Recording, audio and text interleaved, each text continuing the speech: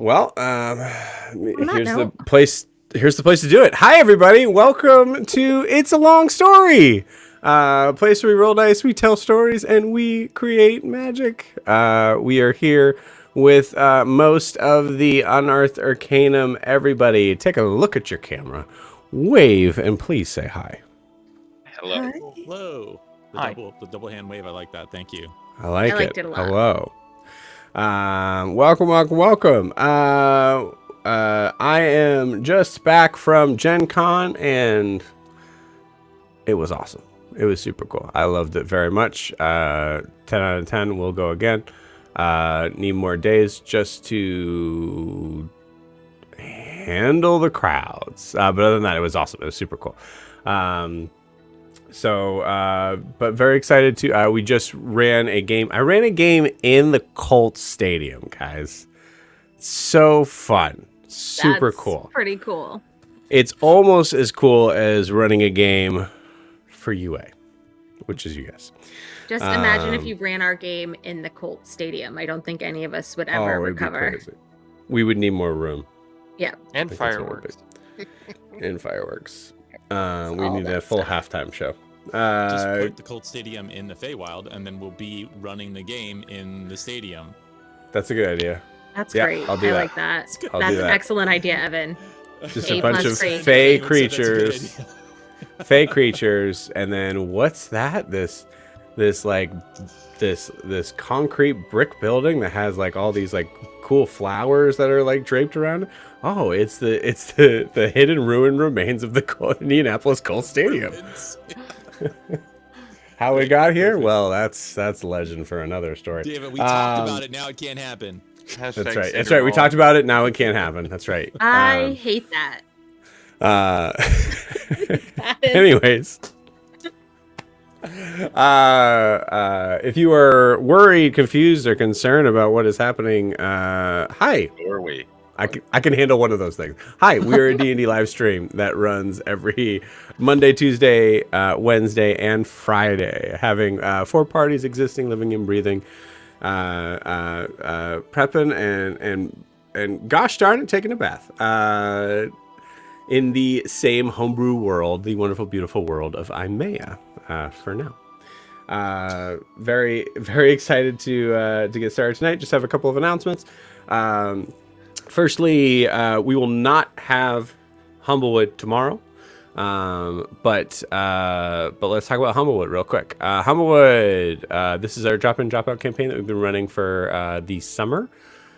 We still have a good amount of spots open for next week. I think we have at least 3 spots open. So I think it's for sure happening. We just need to make sure it's for sure happening no matter what. But there are 3 spots open. So what is Humblewood? For those who are either new to D&D or been playing D&D for a while and want a little bit of a break, it's a really cool way to be able to jump into a woodland setting and be transforming yourself into a woodland creature of the air or sky. You can be a little gerbine, a little mouse folk. You can be a mapak, which could be like a badger or a raccoon. You can be a raptor, which is like a bird of prey, or a luma, which is a dove, or pigeons. But I don't need to say that because they're the same thing. But yeah, for our Humblewood game, we call this Humblewood Silk and Sunder, going into having to deal with some weird magical substance that's turning bugs into super bugs, and other stuff. It's a blast. It's super fun. I'm very excited to be jumping back into it. We are taking a little bit of a break for me to just kind of bring my mind back from Gen Con, but hey, we are running a game right now too. So who knows? No. If I wanted to be a naked mole rat, could I be a naked mole rat? This is the time and the day to ask me that. Yes, absolutely. Yep. Yes. But you are a naked mole rat. So if you were interested in playing a game where this guy over this guy over here is playing a naked mole rat, you can do so by going to startplaying.games/GM/It's a Long Story. For those of you who are watching on YouTube, it is also in the video description below. For the people at Twitch, I will put it in the live chat for you guys to be able to pounce on. Fight to the death for it. Just kidding. It's a link. You all can do it. But yeah, please check it out. Because we're only able to have 6 players. So, pounce on that, I guess. I believe that's it. I just want to say I'm really happy right now for all of the innuendos already. You guys are reminding me why you're my favorite people. Innuendos. It's gonna be good.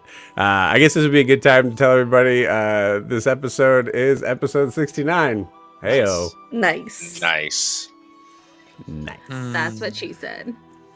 She said that. Yeah. But so if this is your first time watching the channel. Title of your sex tape. Sorry. Sorry, and you're welcome, and buckle up. It's the title right there. There it is. That's it. Sorry, and you're That's welcome, the and title buckle right up. now. Buckle up. Yeah, I like that. I like that a lot. Cool. If this is your first time where you're just kind of jumping back in, we are introducing a 5th campaign to the craziness that is Imea, or the Tales of Imea, which will be taking place not in Imea, but in the same world. Very World similar with to 12 moons. 13 moons. a world. Flat. They're all on the underside. He's You contemplating keep our letting us do TPK this. right now. That's where your campaign takes place, is on the underside of this world. It's with the actually 12 moons. Imea itself is a moon. It is a That's moon right. of a larger... Oh, that makes way more sense. I wish I moons was all the way like. down. I wish I was like Matt Mercer and I had a DM We're screen never so I making it had to the something to like just Just make it a little notch note down. on. Okay. Yep. All right. Yep. But You it's just all start up rolling here. the 6s.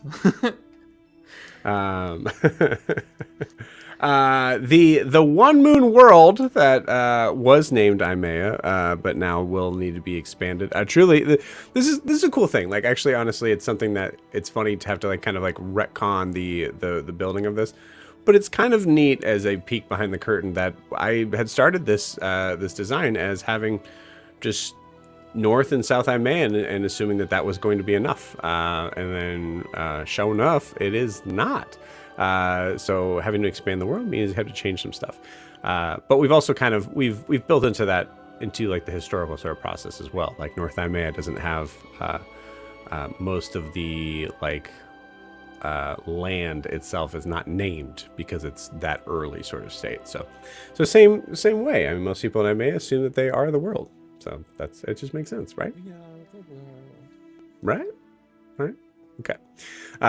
So we are introducing a 5th campaign. It will be taking place now that I realize when the Player's Handbook is actually coming out. I can give you this announcement. It will be using the 2024 Player's Handbook. So if you are interested in building a character in that realm of having the weapon mastery stuff and extended sort of things for all the characters that are there, if you're still doing like no artificers, it's true. That's true. For now. Clarified today. Yeah, get those nerds out of there. Those freaking nerds and their wrenches or rulers and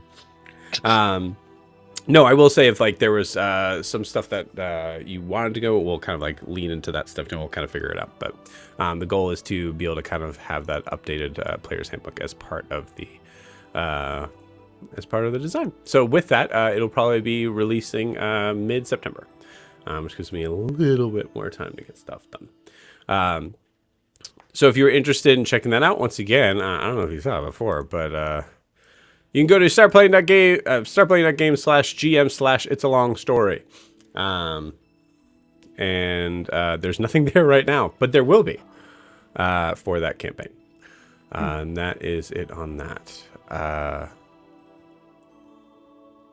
Also, before I forget, as I mentioned on Discord to the people there, I did get to meet Devin, the CEO and co-founder of Start Playing, in person, and he's way taller than I thought.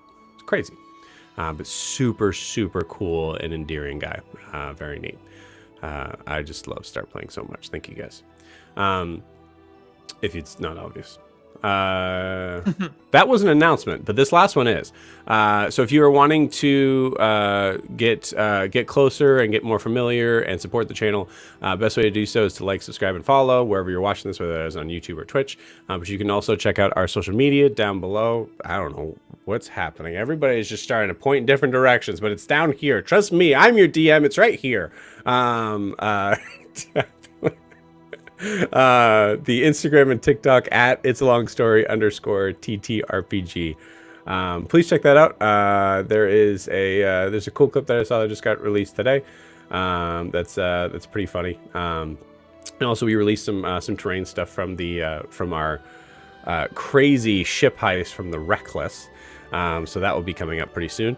So yeah, check that out. And give us a like and subscribe if you want. You don't have to. And if you don't, we still love you. And that is it for the announcements. I totally forgot to ask. Who is doing the recap? I am. Awesome. Cool. So before we jump in tonight, we do need to get a recap of where we left off. So Kiki, would you please take this mic away from me? So last week we began with Io, Yori, Alistair, and Gwyn departing 9 Lives in Hadrian's carriage and heading towards Huxley's warehouse in the Stacks. As they traveled, they noticed, while passing in the takes, that there were a number of southern Imaean ships in the harbor. They identified them as specifically coming from Eisenheim and realized that the invasion Kara mentioned likely had arrived. Upon arriving at Huxley's, Yori flew up to the roof to sneak in through the sunroof, while Alistair entered through the front door. Tripwire triggered a massive construct to raise his hammer and then stop. Alistair eventually realized, or maybe just winged it and walked around and found a note on the back of this construct that said, "Take what you need, idiots." He told everyone that it was okay and hid the note while they were all gathering their things. Alistair discovered a set of plans, schematics, for the Spellguard shield he had been working on with Huxley, and on the back of the same note that said, "Take what you need, idiots," Alistair wrote, "I don't know what you did, but I forgive you and I hope you can forgive yourself." I believe he shaped it into a paper airplane, which we did find out existed before real airplanes, and sprinkled a little bit of Dominium on it, and it disappeared as a sending spell might have. Once they had gathered all their items, as they were leaving, some people, I think it was Io and Yori, smelt the fuel that ignited, setting the warehouse on fire. Back at the mansion, we see Brahm unconscious, with Kara and Prim standing over him, Francis and Hadrian behind Kara. She briefly panics about her changeling form, but Hadrian assures her that she doesn't have to hide who she is. Prim makes her introductions to the group, explaining her connection to Brahm and her presence here today, breaking Brahm out of prison. Hadrian asks her what she wants in return for breaking Brahm out of prison, and Prim mentions her need to travel to the Feywilds. Kara finds that extremely suspicious and jumps into interrogations, trying to make sure it's not Imura at first. She's fairly certain with all of her senses and gifts that it's not Imura, is just some random half-orc who just happens to have to go to the same exact place that the party's going to, not suspicious at all. Prim eventually goes to the parlor to eat, while Kara, Francis, and Hadrian talk about the Rod and Alyssa, and Kara asks them to make sure she is safe, to which Francis responds that he will make sure his contacts in Hasamal do so. Make sure she is safe. She mentions that Tabaxi she glimpsed in Brahm's memories, but both Hadrian and Francis seemed unaware of who the fuck that Tabaxi was. Carl goes into the parlor while Francis and Hadrian tried to deal with Brom. In the parlor, she begins to interrogate Prim on her relationship with Brom and his recent behavior. She kind of puts together that his behavior shifted about 4 months ago, right around the time her husband was killed, in the order to capture all Fey beings, or capture certain Fey beings, was put out. Prim mentions the Violet Sisters, insinuating Kara's membership. Well, Kara implies Prim's membership, or just tries to figure out who the fuck Prim's loyal to. Kara makes it very clear that she's not a member of the Violet Sisters, stating that she, in fact, killed one of the members of the Violet Sisters, who also happens to be Hadrian's now deceased fiancé. Kara briefly explains what happened over the last 5 days, to include the death of Melody, the riots, and the cancellation of the wedding. Prim explains that she needs to get her wife back from the Feywilds, and tells Kara a bit of Adelia and her strange disappearance. Mentions Richter, and Kara finds it interesting that some of the descriptions of Richter's shift in like physicality and behavior feel adjacent to Pest. So she wants them to try to get a hold of Pest to see if it's maybe the same sickness, or maybe they can get information from Pest. Eventually, Hadrian pulls Kara out of the room, and they discuss that Prim would actually be a pretty good member to add to the team, since she needs to go there anyway, and Hadrian wasn't going to let her go without sending someone with her. And it's just kind of convenient that she's there. He then brings her over to Brom, who is awake, muttering nonsense and staring off into space. Hadrian and Kara pull him back to a semblance of recognition, before Hadrian casts sleep on him and asks Gerald to take him up to his room to rest. At this moment, the group returns while Kara's panicking about Brom. After a bit of back and forth with Hadrian and Francis, the group goes into the parlor and is introduced to Prim. And Prim is introduced to the group. Alistair makes insinuations that Prim is there because Hadrian's trying to insult him, and Kara immediately attacks those assumptions in a very pot meets kettle kind of way, based off of her earlier behavior. The party is told about Prim's connections to the Burning Rose, breaking Prim out of prison, everything that's happened essentially. And Prim is very concerned about the child we have in the room with us, but we gloss over that very much so. Eventually, Prim exits to go bathe once both sides of the story are kind of told. And the group begins a discussion led by Alistair, kind of on his concerns for her being a half-orc. And we have a discussion a bit on perceptions and behaviors towards other species in Imea.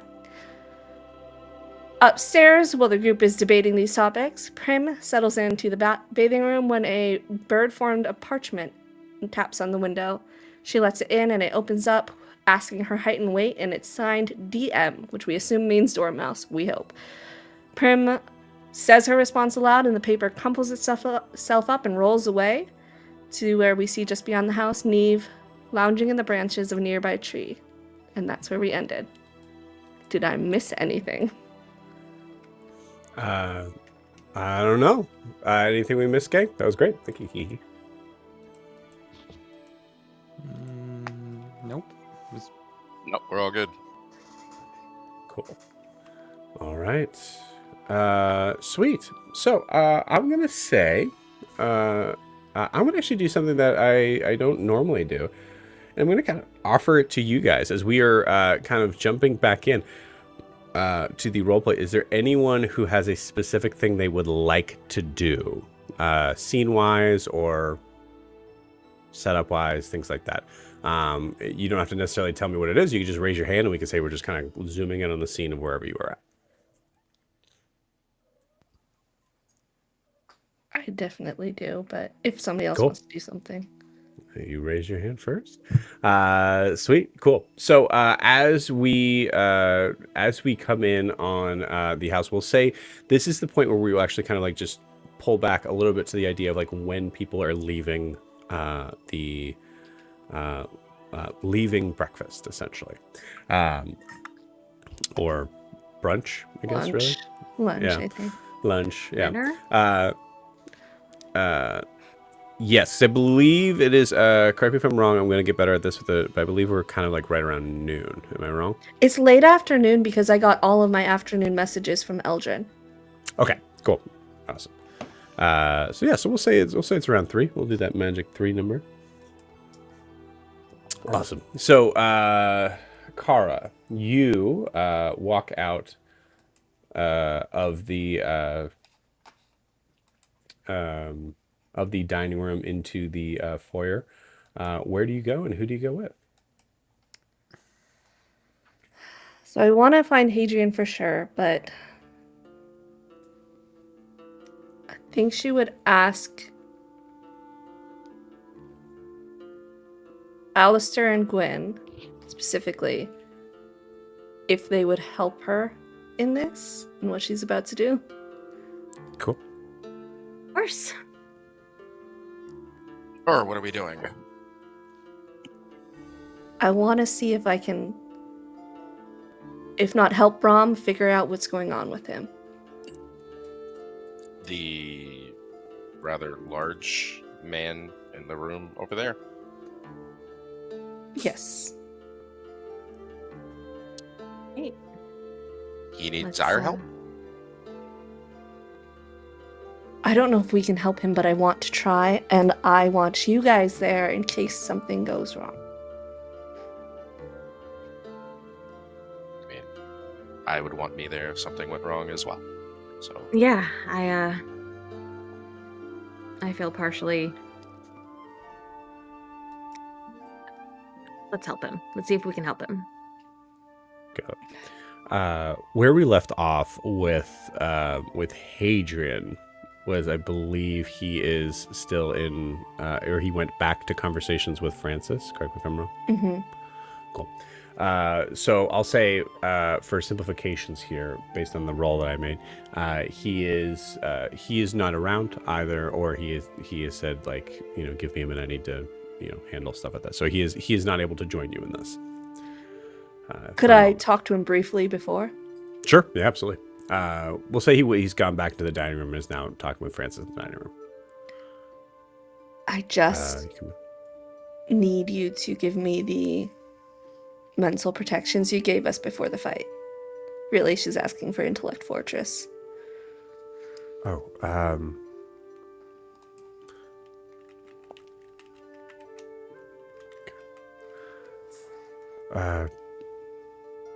yeah. Be careful, love. Okay. Cast that spell on you. Okay. We're gonna go try to see if I can help or figure out what's going on with Brom. And he's in Hadrian's room, so. Cool. All right. You guys walk up to the stairs. Once you get to the you guys are in the east wing, and Hadrian's room is in the west wing. So at that sort of that level where you get to the top of the stairs, you see, I will forever forget now, Gerald. Yeah, Gerald. Gerald. Gerald is like seeing you all, kind of like comes out from wherever room he is, and walks over to another door, which is about like 20 feet away from you, and has like a towel ready on his hand, on the east wing. You guys want to go to the west wing? We'll be back. Taking a in couple detour, minutes. Gerald? It's fine. Oh, okay, great. Well, it's in here. Thank you. we're actually going to Check on Brom. Brom. We're going to check on Brom, and then we'll return. Could you actually? I do have a request, and Yes, I know that I course. haven't asked a lot of you. So, could you get a coffee? Could you procure some just a mug of coffee for me, please? Sure. Do you, was the coffee that was downstairs not to your liking? Well, the coffee is downstairs, and we're now upstairs. Understood. Yes, absolutely. I will get that and bring that to the master bedroom where there is where Brom is. Thank you. Oh, I just remembered.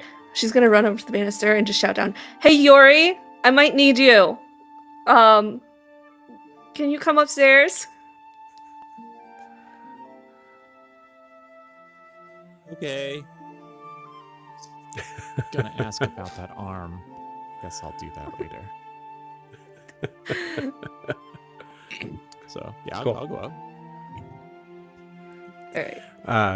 Yeah, he's past Gerald on the stairs. Walk by. Cool. All right, so you guys kind of look into the door and doorway, and you see Brom resting on the 4-poster bed.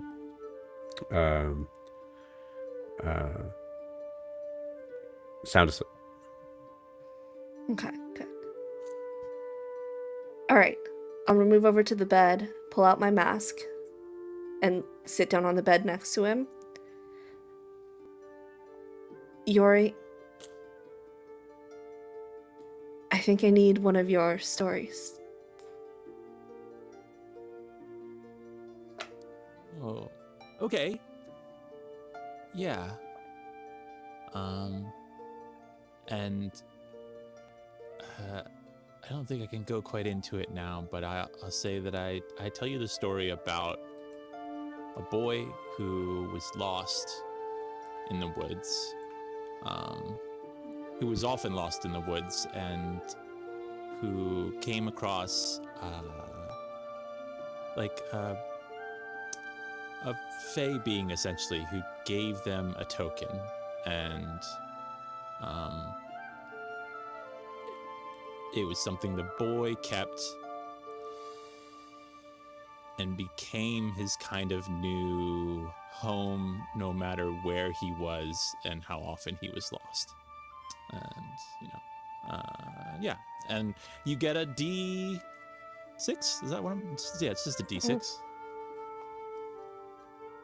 Get inspired. Get it. Does Kara feel inspired? She does. Great.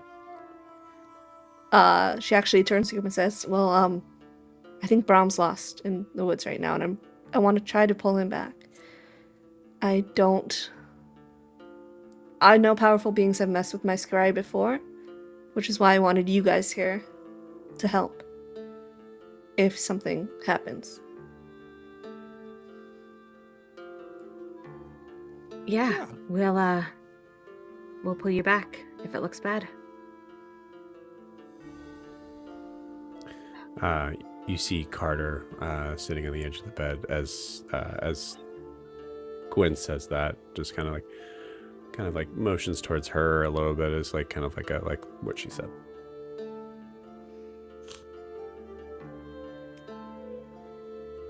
So I'm gonna lay down on the bed next to Brom and take his hand.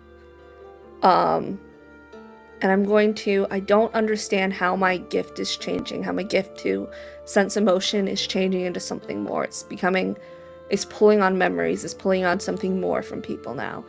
So she's going to start pulling on those memories as she drops into the scry, and she's trying to push the scry to actually connect with the being, to figure out what is going on. It's a huge ask. If I can only scry on the being, that's fine. But she's trying. In her mind, she's trying. You're talking about the tabaxi. The tabaxi. As she's doing that, the minute she starts doing it, I want to be very vigilant in paying attention to both Brom and her physical reactions to whatever's happening, and whatever magical elements I can see. Okay. I told you this could work or this could get me killed, Joe. I told you that. Every time you use the mask is like that. That's also correct. Yeah, actually, that's fairly true. Every single time I use that mask. Yeah, Gwen has her quill out and ready. to be clear, you can you can scry on like normal people, and you'll be fine. You used it on like Hadrian once, and I think that went like at least the overall No, that did go well. that would be Melody fine, still yeah. messed with that scry though. That's true. Well, yeah. That's we're not scrying on just like Jim down the street. It's always somebody powerful. So yeah. What's even funny about this is that you're scrying on someone that Kara's scrying on somebody that she has zero idea of like who or what they represent or all that stuff. Okay. One way to find out. Only one way to find out. I like it. Kara, please roll me a religion check. I will do this. I'm going to be really nice here because you are in a sort of safer place where people can pull you back if needed here. Mhm. So I'm not going to give you advantage, but I am going to lower the DC slightly. So again, I am with my magical vision. If I see anything wrong with this connection that she's making, I want to be able to react to that, if that's possible. Yeah. Gwen is waiting because she can't see as much as what Alistair can. So she's waiting for his cue. And if anything goes wrong, we're going to try something. Okay. Too. That's a working class 20. Okay. All right. I do have Bardic if needed. That's right. If you told me it was have it on, I you'd want to have use it another for a five. saving throw when I'm about to die, but Yeah. It's 10 minutes. Okay. Yeah. So scry All 7 right. minutes.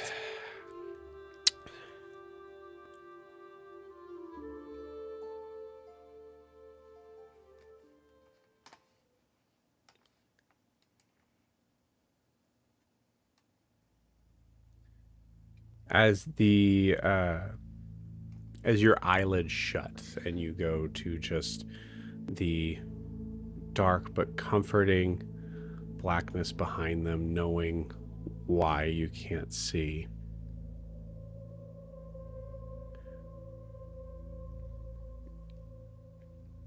You feel for a moment your muscles start to twitch.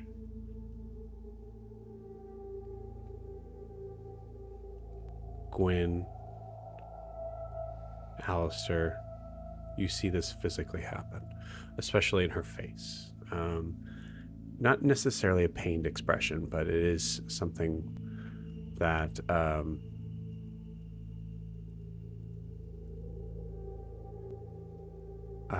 I will allow Alistair and Gwen to roll me a medicine check, please.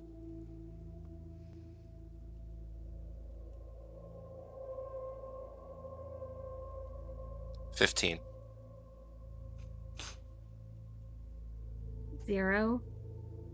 Okay. It's wisdom, you guys, and I rolled a 2. All right, cool. I think Gwen paying attention and rolling a 0. I think Gwen, you do notice. Maybe I think you notice the thread count on the bed. Sure. Maybe just like that's just a little distracting. Alistair, you're watching, right? Okay, great. Yeah. I mean, it's been a while since she's had some coffee, so Yeah, that's true. It's coming. it's been like 5 minutes. Okay. So I gave a little time. I gave a pause, and you said, "I'm wondering if I should roll that Bardic," but then you didn't. So, Kara, you feel the twitches that you feel on your end.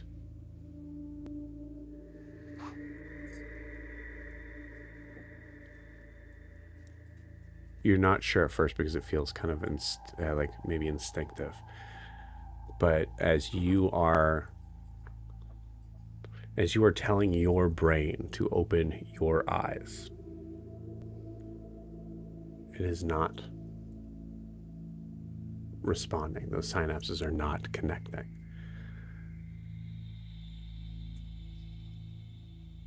You just hear a voice.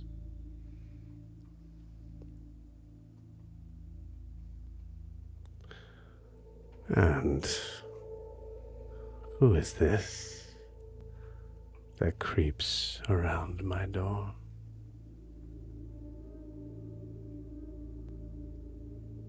Someone who's trying to help their friend find themselves, find their way back.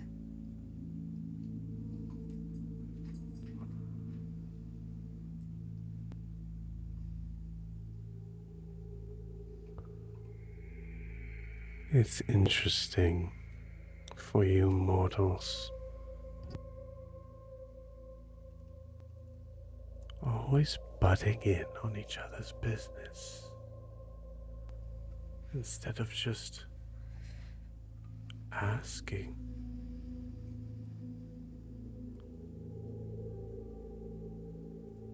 Do you know why? You can't see anything.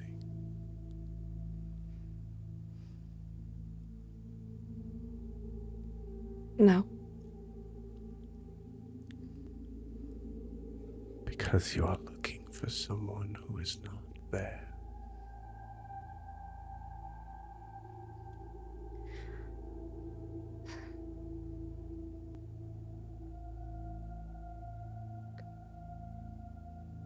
What did you do to Brahm?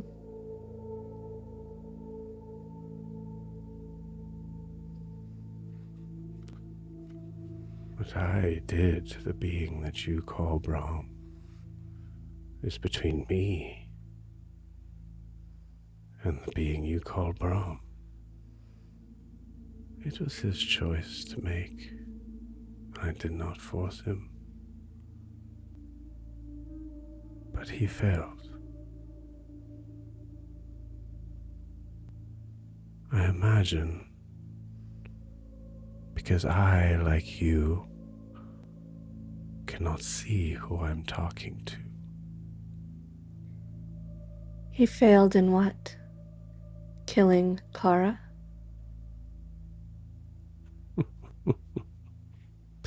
Roll me a, I'll say deception check.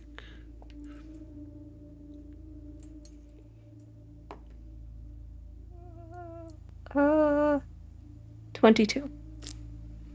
22. Not bad. Either you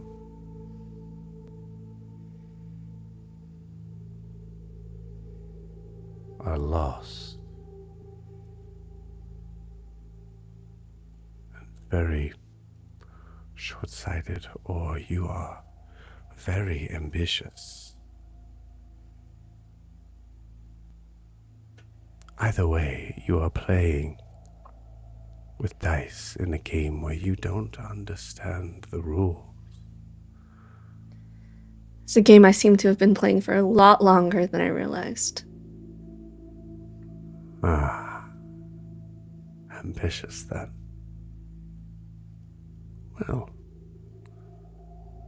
I do have use for ambitious souls. What is it that you really want?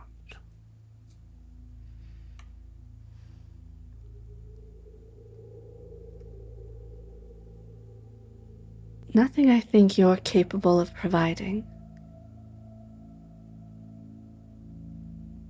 If I don't know who you are, how can I know that you can achieve my ambitions? How do you know I can't? I've known a lot of individuals, powerful beings, and not so much, who use confidence as a mask for their inadequacies. So I like to err on the side of inability instead of assuming capability. Yes, good. Your connection with these beings, giving them power based on you knowing who they are and what they're up to. Tell me, do you even know my name?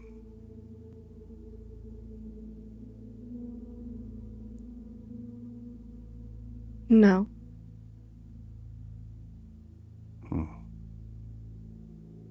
I should like to. Oh. Foolish, ambitious child. To be fair, you don't even know my name. So how do you know what I'm capable of?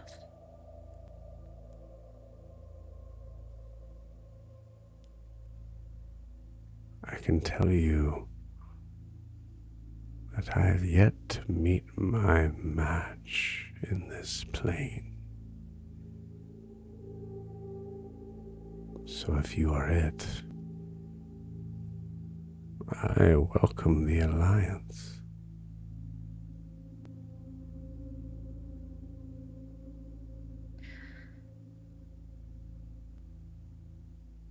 I'd like to say let's dance, but I don't know who my dance partner would be.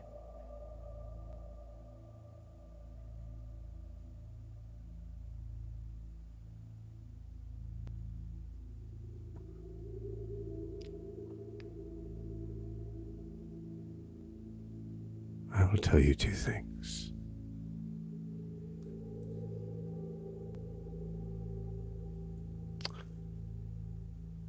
The one who calls himself Brawl will awaken somewhere.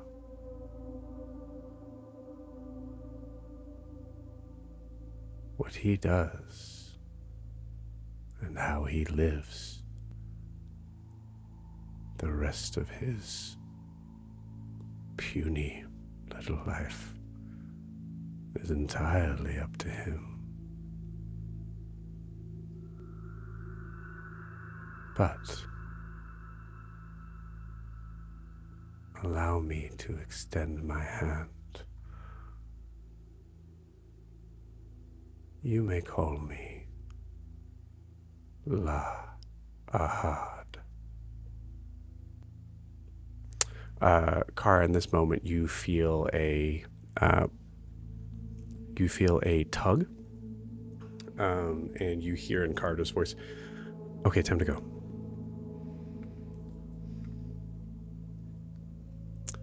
May I kiss the hand I'm dancing with? Kara, let's go now.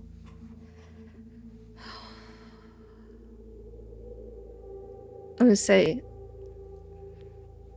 La Ahad,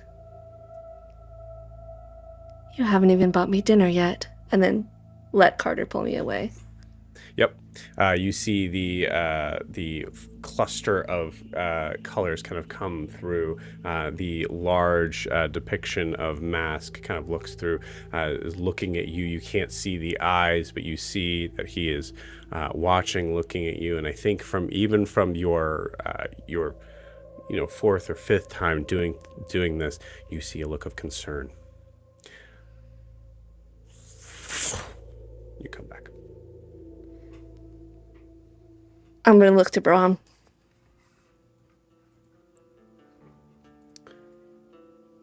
I'll give Alistair and Gwen and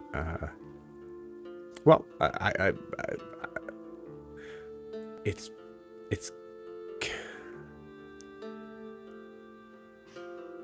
I don't want to take away Alistair and Gwen's agency here, so I will say this.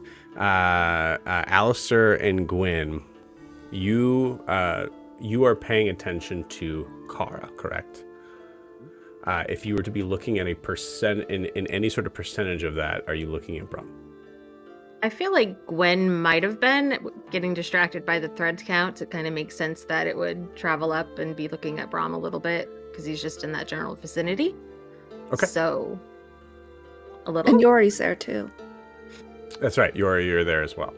I mean, I would say, again, like my focus was whatever connection that existed between the two of them. So I would be tracking it back and forth, looking for something. Cool.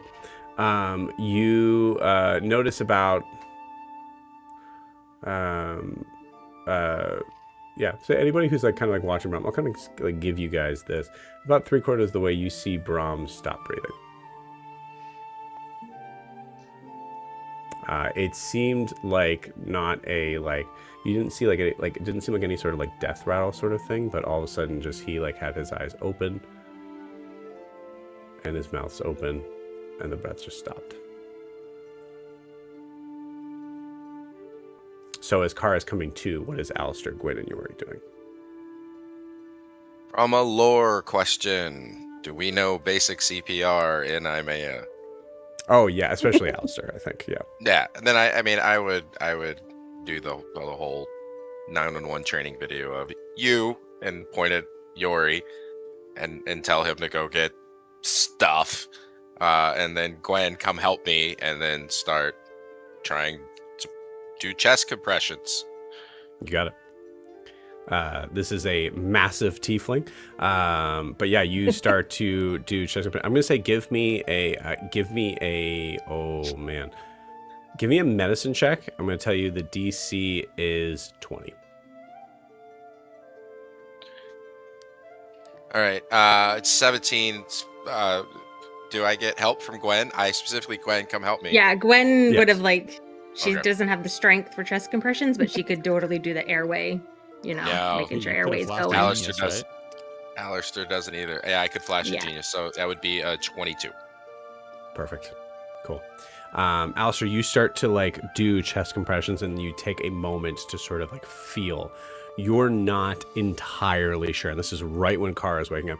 You're not entirely sure if it's due to the compressions that you made, or because you didn't allow enough time to pass to notice this until this moment. You feel a heartbeat every 15 seconds.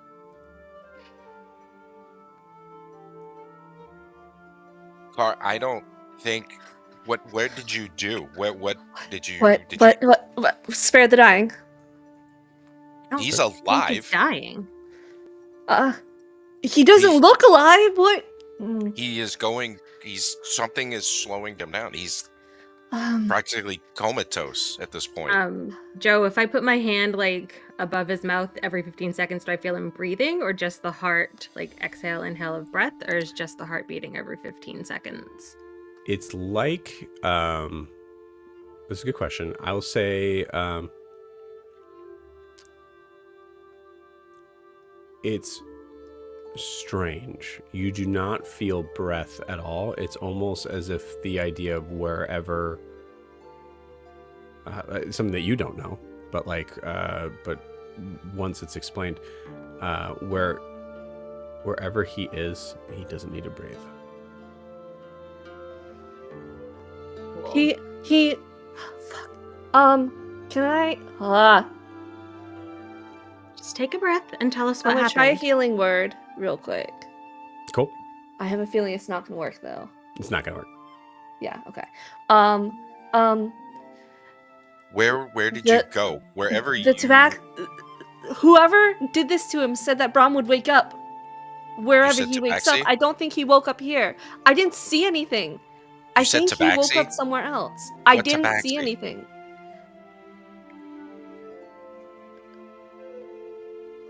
What tabaxi are you talking Earlier. about? Okay. There was a tabaxi. Prim said there was a tabaxi in the prison, and when Brom started freaking out, I did my thing on him, and I saw a tabaxi in his memories, a black tabaxi, and that's who I focused on in the scry. I didn't see it in the scry, but he said that Brom would wake up wherever he was, or somewhere. I don't think Brom's in there anymore. I don't know where he No. is, but I don't think he's there. I think he might be somewhere he doesn't have to breathe. How do I bring him back? How do we get him back then? I don't know. Have we ever heard anything like this before? Like somebody being physically present in one place and potentially Oh, somewhere else. mentally somewhere else, or even also physically somewhere else? Like I, the player, know astral projection sort of stuff, but Right. Yeah, there's actually, like, ironically, the person that you might be able to go to find this stuff out the most is the player's not in, as he was very connected with Dr. Kestrel. Uh, but I will say, give me a. Like, would I was like, remember that Dr. Kestrel was into that sort of stuff?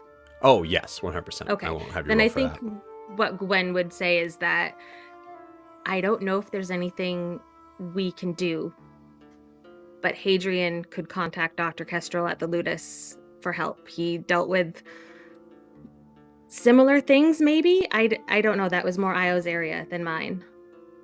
I think his soul isn't here. If he's The awake, thing, can't you it was talk to him? asking. I mean, you So- all could, like, sometimes you can talk to people who aren't here, right? Like, not just like the little. I mean, I can do the little one where you kind of talk to someone who's like kind of close, but like, I feel like some. Yeah, I can. No.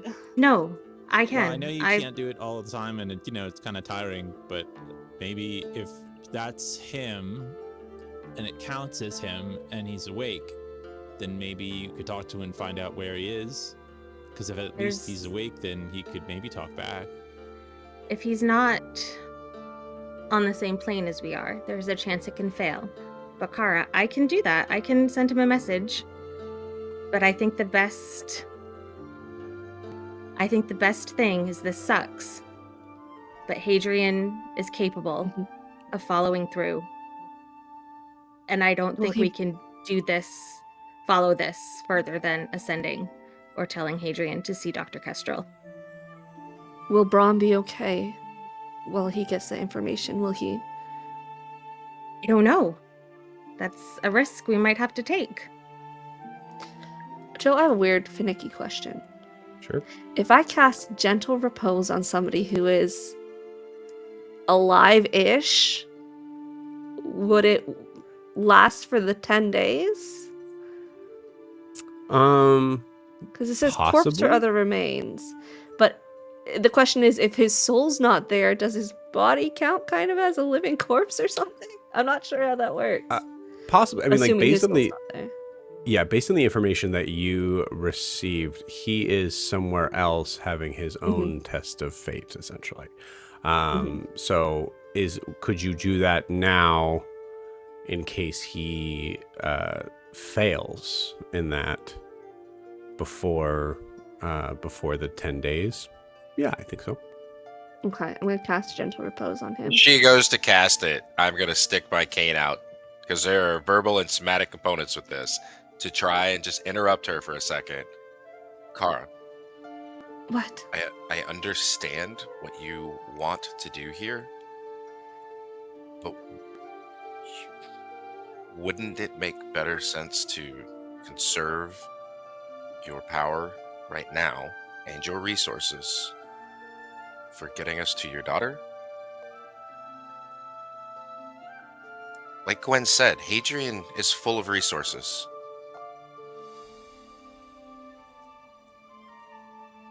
You don't have to save every hurt person along the way. He's not just a hurt person, though. He is just He was a my hurt best person. friend. This is...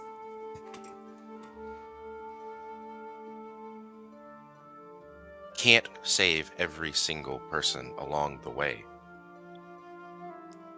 Why not?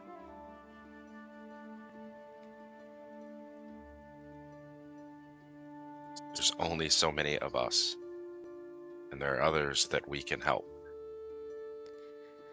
But it doesn't mean we shouldn't try.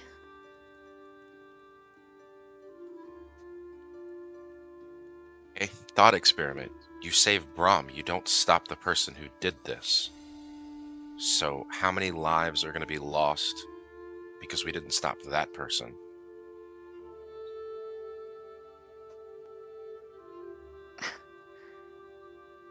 We're not going to stop that person. That You're thing, trying to solve whatever a it is. symptom. You're trying to solve the symptom of a problem, not the problem itself.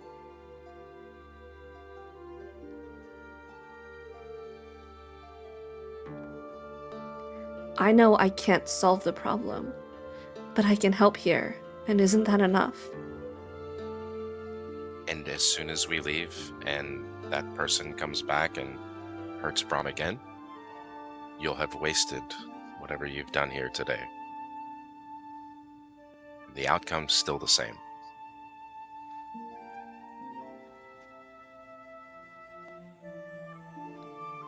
But you don't know if he's coming back. Neither do You don't know if...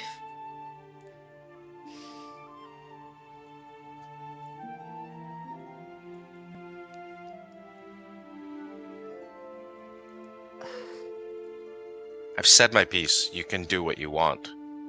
But I think this is a bad decision. Do you Gar. think that he can hear us? Oh, go ahead. I'll just say, Kara, there's a moment as you hear Alistair say that I think a shiver runs down your spine. You're in the same room.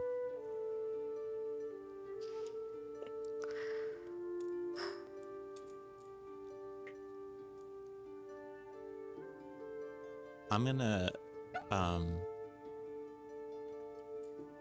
whisper a story to him.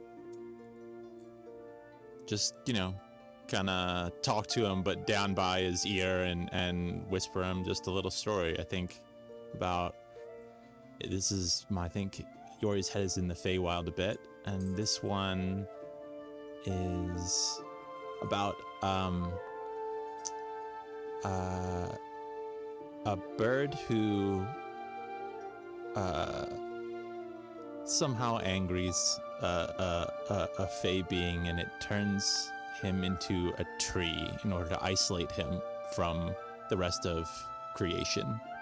And the bird over time slowly grows its roots until they connect with the trees around them and becomes eventually this entire forest, and is connected to all of the different fey animals in the forest, and the whole root system becomes one.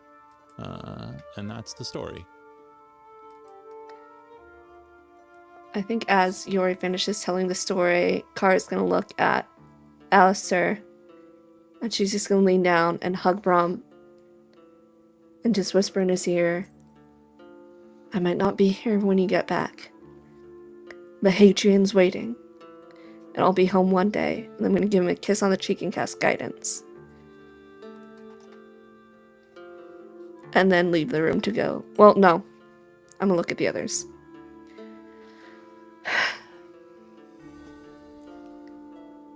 Do I recognize the name Lahad at all? Do any of you speak to Baxi? I speak Leonin. No. I'll just turn to the group and say, whatever did this, its name is Lahad, and it seems to barter in souls. I did not make a deal with it before you ask. That was going to be my next question.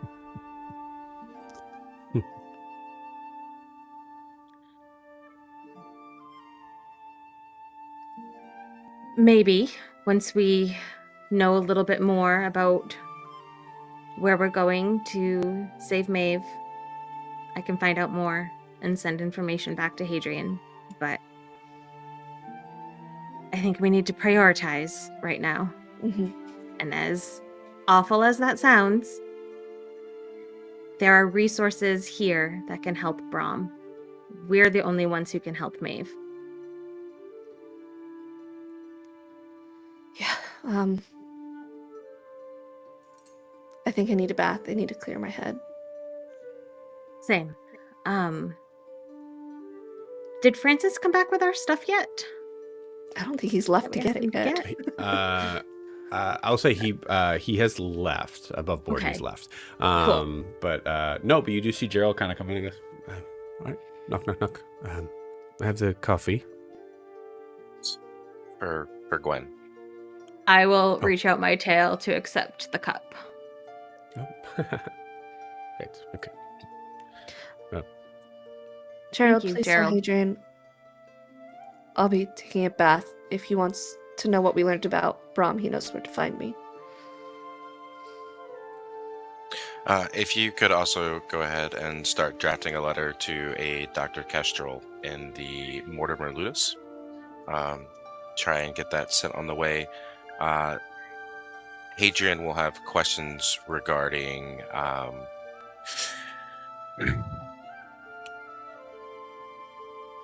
various planes of existence and where souls might reside outside of the body on those planes. Dr. Sound like you Kestrel will can't breathe. understand.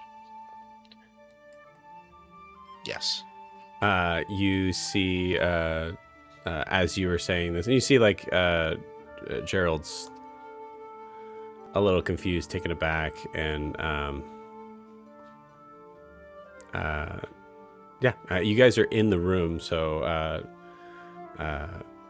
as Hadrian enters in this moment, goes, "What letter would I be drafting?" Dr. Kestrel at the Mortimer Ludus. Your friend, Brahm, appears to be separated from his soul at the moment. There's not much we can do for him, but Dr. Kestrel could definitely give you some insight if you need it.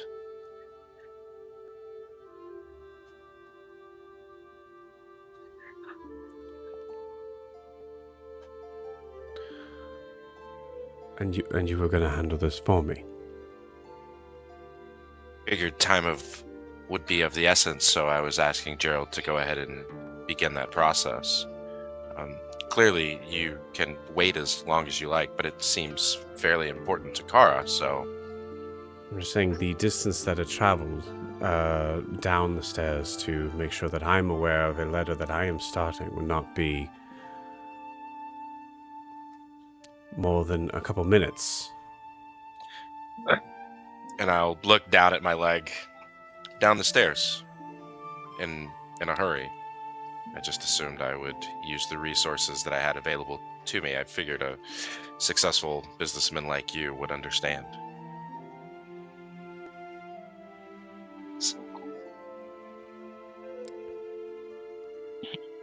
Apologies, that's not what I meant.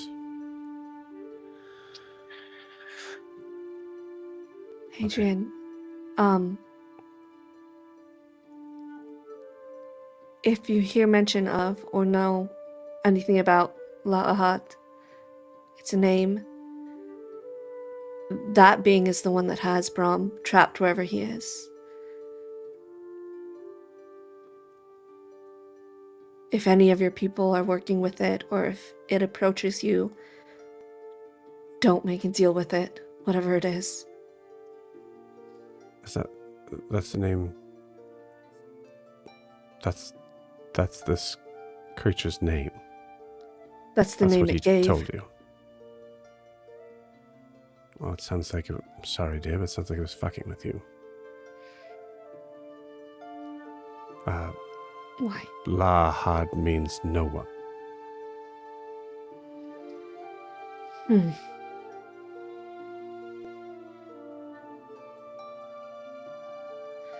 Well, at least it's a smart creature. I wonder It if tried. this It tried to tabaxi get is me. friends with your no one and missing. Maybe. I know it tried to get me to give my name multiple times. I never did, but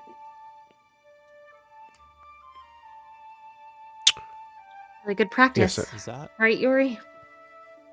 Yeah. I wonder I if think that's it is- something that beings from other places than the Feywild do, or if it's just like a Feywild thing.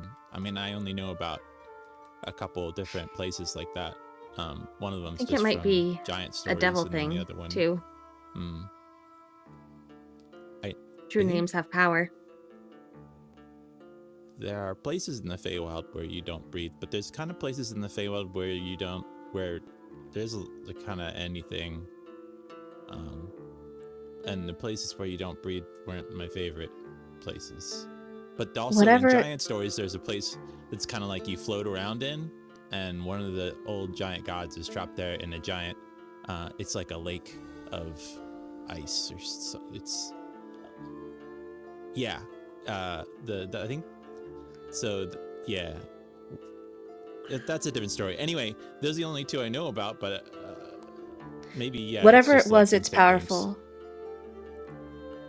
Mask was.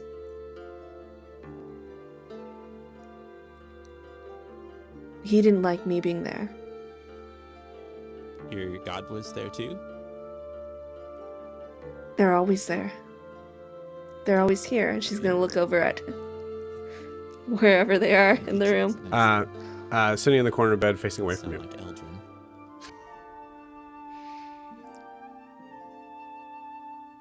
Sorry, I just heard you sound like Gerald, Elton and I lost it. Gerald goes, "Who's Eldrin?" I don't know. We shot her husband a bunch of times.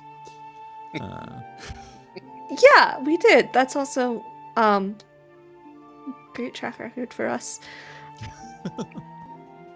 Yeah. So, Agent goes, it is probably a good idea to maybe finally have a meeting with the new head of the belly. I'm going to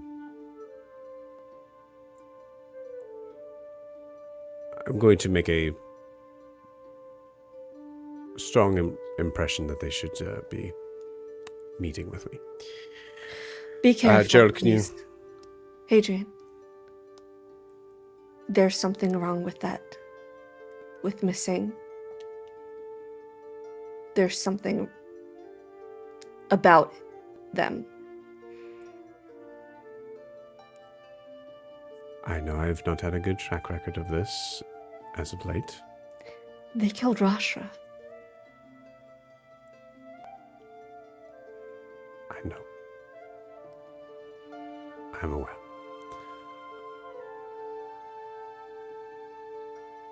I know I've not had a good track record of this, but trust me, I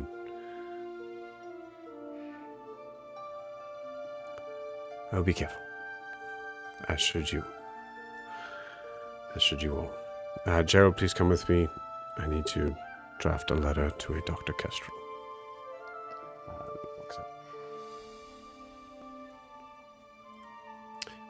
You hear the eventually you hear the front door open and close.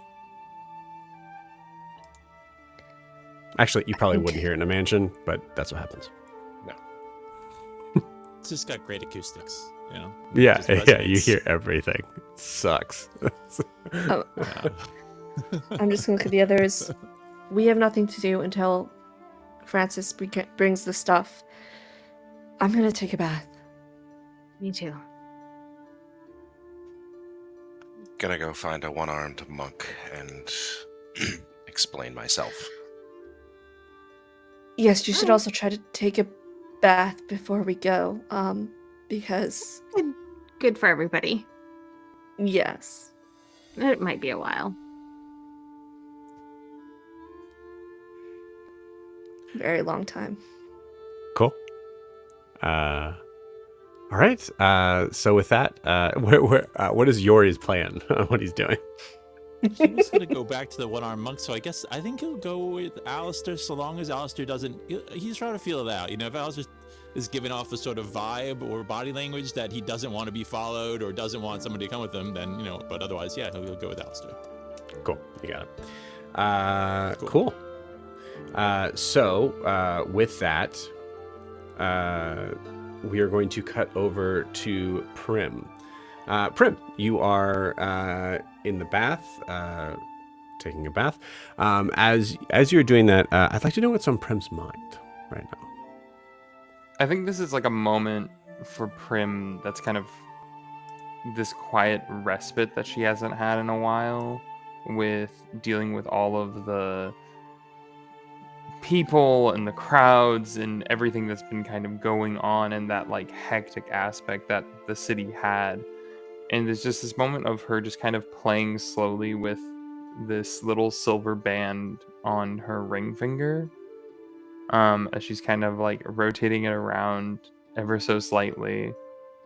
And she's realizing in this moment that after 5 years of traveling, getting her shit rocked by multiple people, and dealing it back out just as evenly,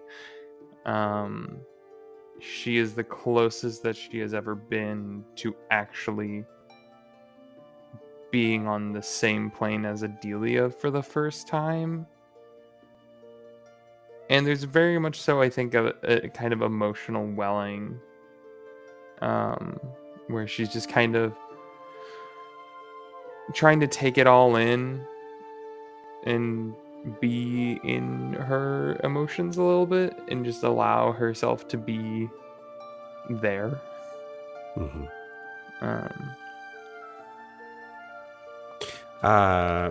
Cool. Give me a wisdom saving throw.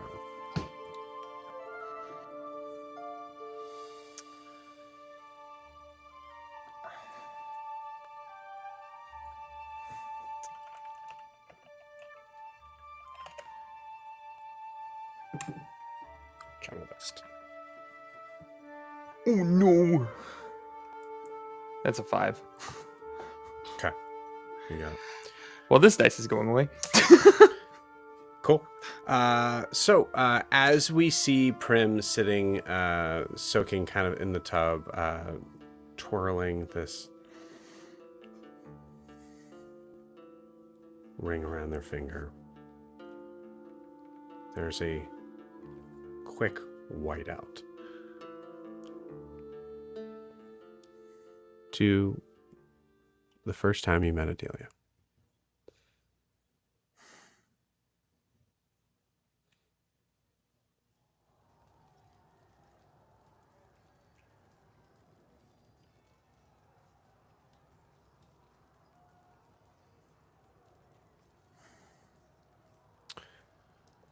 We pull in on an area that is just covered in red. Walls of sandstone. We can hear over the din more than anything else. I'm trying to turn the music down a little bit here, but we hear the hard packing sounds of fights, jeering in the crowds. I don't know if that's... Sorry, one second. Oh, okay. Yeah, it's just very light. We can hear these sounds of clashing metal. We hear people laughing, clinking glasses together. It is a lot. As we see a figure walk in, we see a Prim. Probably a little bit down their luck, and I'll let you kind of describe what Prim looks like in this moment. But notably, I think as the camera kind of moves up, the camera moves up from the is it right hand or left hand that's missing? Right arm. Right now, comes up from the right side as we see a Prim with 2 arms. I think this is a Prim that we're seeing where her hair is basically just like tied into just a bun or something to hold all of it back. She's got like a black leather apron at this point, and is wearing very simple garb. And she's kind of just covered in bits of sweat and bits of whatever food is landed upon her in any of the process of trying to make the daily meal. Most likely it's potatoes, the equivalent of Taco Bell meat, and some form Well, of rice. So this is you first walking in. Into the kitchens? Into the pits, into the place Okay. that you're going to be working at. So Yeah. this is so the other thing I was going to mention is that there is a figure to your right that is kind of like holding you kind of by the shoulder, kind of like walking you in. Gotcha. So we will get to that. Can you describe the character that is helping you find this job? Yeah. So in that instance, then she would have had the coat on at this point. She would look like shit. Like she would literally had trash like on her clothing in that moment. And there's kind of a young humanoid with this kind of brown hair that just casually sticks up in places, and he's got a little bit of that 5 o'clock shadow goatee on the chin, and he would be wearing whatever the pit cooks, or as they were colloquially known, the shit cooks, would be wearing. Oh, remember your first day, so you don't even have like the job yet. I'm saying Richter did. Oh, Richter, I'm so sorry. Yep, I'm caught up with you. Yep, cool. I was saying I'm only in my coat and trash clothes, and he's wearing Right. that because he found her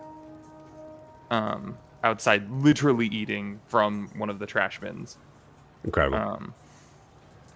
Cool. In their first instance of meeting. You hear the sound of the like distant sort of trumpet call, giving the end to a fight.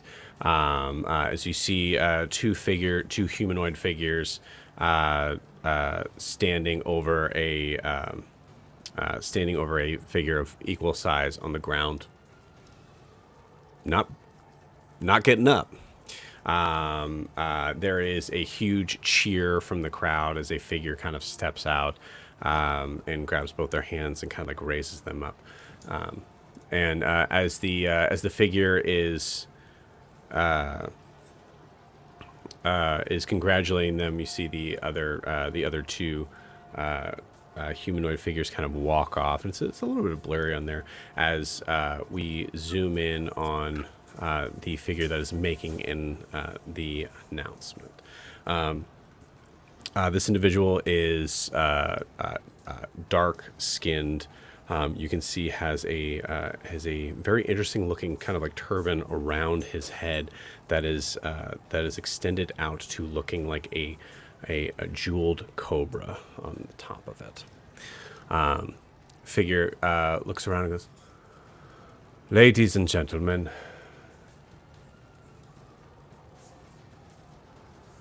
how did we like that appetizer, huh?" And you hear this rah from everybody around. "Well, we are here now for the main course. In this corner, Dosrak." You hear this big shouting, loud, like banging on the chain walls that surround this arena here. And you see this figure come out that has this grayish green skin, extended jaw, way out. Looks like an orc, but if you beefed them up with like steroid cow level, definitely has some ogre to him. As he steps out, each step you can hear the doof, doof, doof of the heavy sort of packing sand. And in this corner, one of the crowd favorites, the fiery, the beautiful Adelia. And you hear the crowd, another part of the crowd kind of erupts in cheers, and as the gates kind of open, Prim, would you describe who steps out? Yeah. I want to make sure I get her height. I don't know if I wrote it down, but I'll triple check.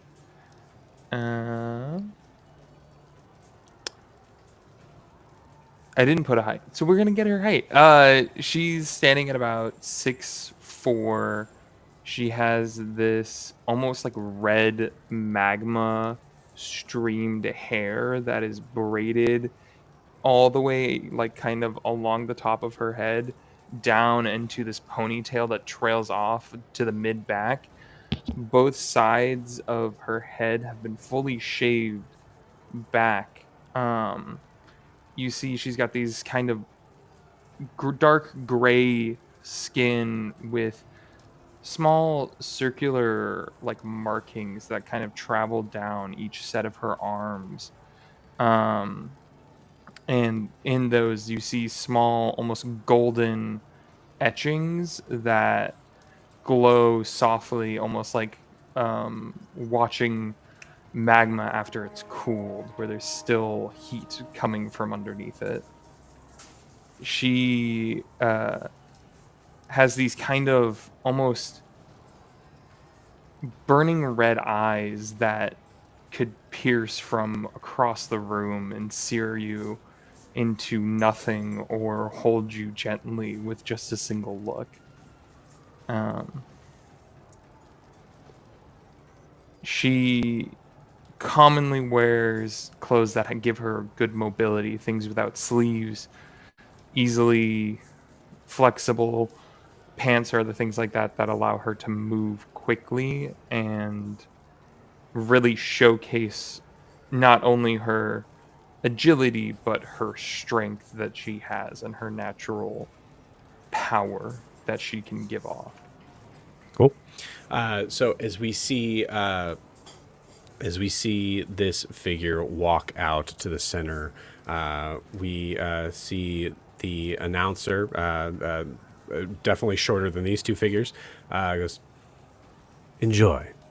Walks back to the gate. As it opens up and closes, we hear the trumpets go, and all of a sudden, before anything goes, the ogre-like figure hauls off and goes to swing hard. Manages to get Adelia on the side, as she is sent flying into the wall. Up against the gate right next to you, Prim, as you were kind of like walking in. And Richter at this point is like trying to kind of guide you along. Do you move with him or do you stop in this moment? I think knowing where Prim was kind of mentally, she'll kind of, oh, hold on, just let's watch. Why not? Right? Can you give me just a second?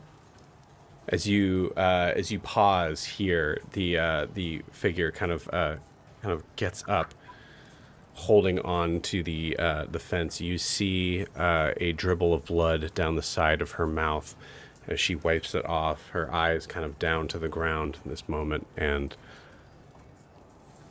with a flash, they look up at you. I think there's a moment where Prim kind of like almost takes a step back, and then she leans into it and says, "Just get up and kick his ass." Nice. You see a little smirk kind of go across his lips as she goes, "Stick around." And pushes herself off the wall and goes full force at this creature, grabbing him. And you see now like hanging on to this ogre-like thing as you hear, and all of a sudden those punches turn to knock, knock, knock. Yes. Yeah, just give me a moment. And she'll kind of, in that moment, she'll stand and kind of grab a towel and she'll start kind of drying herself off. And What is Clinton doing right now? What is happening? I don't think Clinton's gonna give her a moment. Is that me knocking on the door? Yeah. Cool. He knocked and walked right in. The knock was Cool. just You knocked because and then walked in. Okay, so instead it's gonna be Prim in the bathtub and just, hi. Hi. I wanted to, before too much time had passed, just to say that I wanted to apologize if you were offended by things that you may have heard earlier. I really wanted to make sure I'm not a bad person. My entire life until recently was pretty much existed in just two places. So the Mortimer Ludimus and my house and my home in Erisgar, and occasionally the paths between the two. So I haven't interacted with a lot of people other than my parents and Dr. Karan at the Ludus, and so if I said some things earlier, please just understand that my worldview until very recently has been very limited, and I'm sure you're a great person, and we would be happy to have you join us. I don't think that being broken is necessarily a bad thing. It's just could you please cover yourself? This is It, very difficult Prim, to have Prim this will conversation. stand up, grab a Yes. towel, maintain eye contact the entire time, and then just wrap it around herself a little bit and dry herself off. Cool. Prim, how here are you right now? Does that question make sense? Like, how Yeah. much are you able to, like, how quickly do you feel like you're able to kind of come back? I think in this moment it's a little jarring with everything that Mhm. like it's like, hey man, I was in a happy place, and then you bring this shit. Yeah. Yeah. So what does that look like? I'd say like 60%, and she kind of just like takes a moment and she kind of like looks up and just kind of look, you know. Okay, 1 second. One, I wanted to apologize for trying to state something that I knew about you when we had just met. I tried to say things about you that I didn't know if they were true or not, in all honesty. I mean, they were first impressions. We sparred with our words and almost our fists, but the point is, I screwed up as well, and I'm sorry.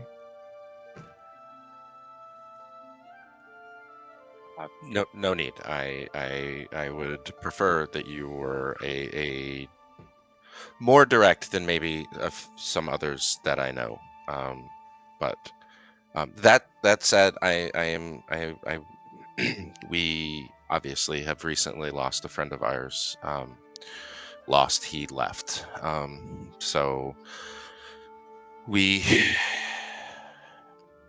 It would be, if you would like to join us, that would be. I think we'd be okay with that.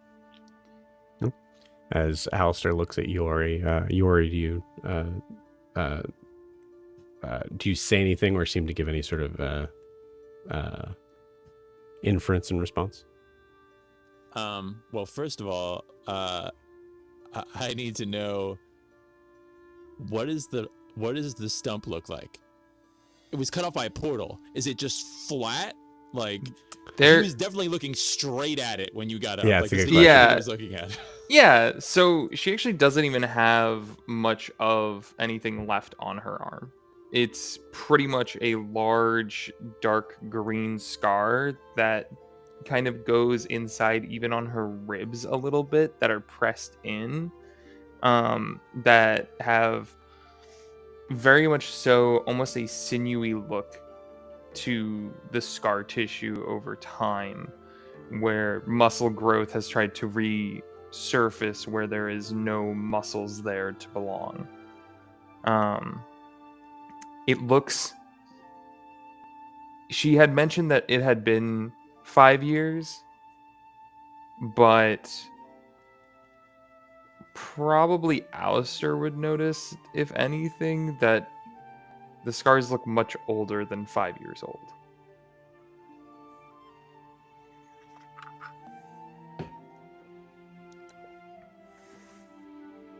Uh, um, yeah. I mean, 6 is a good number. It's the number of... Oh, yeah. In one of my favorite stories is about Heart Killer. He's a giant and is one of the he's one of the sons of Arcanum, and there are some stories of the wanderings of Heart Killer, and there are six kind of travelers that come with him, which I guess makes 7, but still 6 is a pretty good number, I guess. I think it's good. Anyway, can I ask about, is it rude? He wants to know about your arm. What?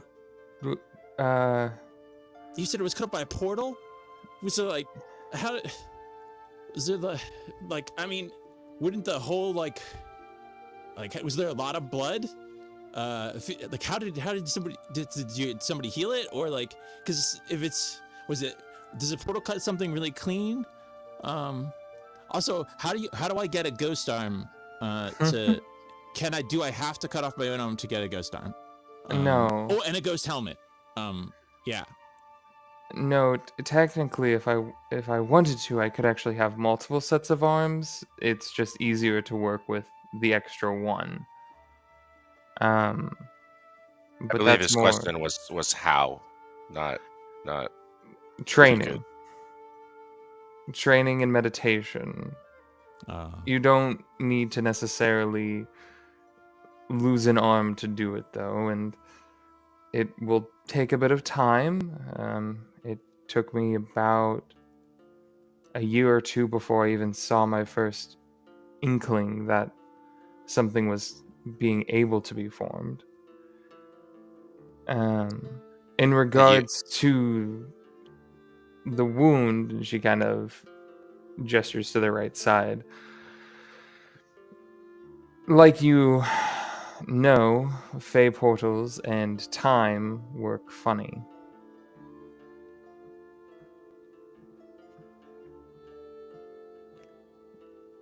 Scar tissue and other things like that have been both affected by both sides of the plane kind of do funny things. I don't know the specifics, but yes, after it happened, it was more or less sealed, but I still had it checked out by a very good friend of mine, Kavish. Well, it's super cool, and yeah, I mean, it's pretty cool to have scars. I keep trying to get one, but like, just I don't know. There's something about being, just like born as a fairy, that I don't. I haven't been able to get a cool one yet, but one day I'm gonna get a cool scar, and maybe I'll have multiple arms, because you said you can get. I could have like 4 arms and like have weapons in each one, or like be carrying a really big weapon that takes 4 arms to carry, and I could have 6 if I have some of Alistair's arms too. And can you do like are there prosthetic tails like Gwen has? Like, could I, Gwen's tail is not prosthetic. Well, it's not, but like, do people sometimes, like, if somebody lost a tail, could you, like, in the same way that you make an arm, could you make like a prosthetic tail? I'll hit it with a Muscle's maybe. Not strong enough. Do you? Oh, I'm sorry. Yeah. Do you? I'm sorry. I do this. I'm gonna. Alistair probably has like important things to say, but I just, I think you're cool, and I'm happy that you're here. Okay. The idea of a kid that is self-realizing that they are doing this is the most fantasy thing that this place has ever had. Having spent a weekend with kids Yori's age, absolutely. I think Alistair does the weird Alistair. So you have the towel wrapped around you. So he like Yeah. walks up and he doesn't ask, but it's just kind of like right where the scar is. You can just She'll hold the towel and kind of drop the side of it so that you can better inspect the wound.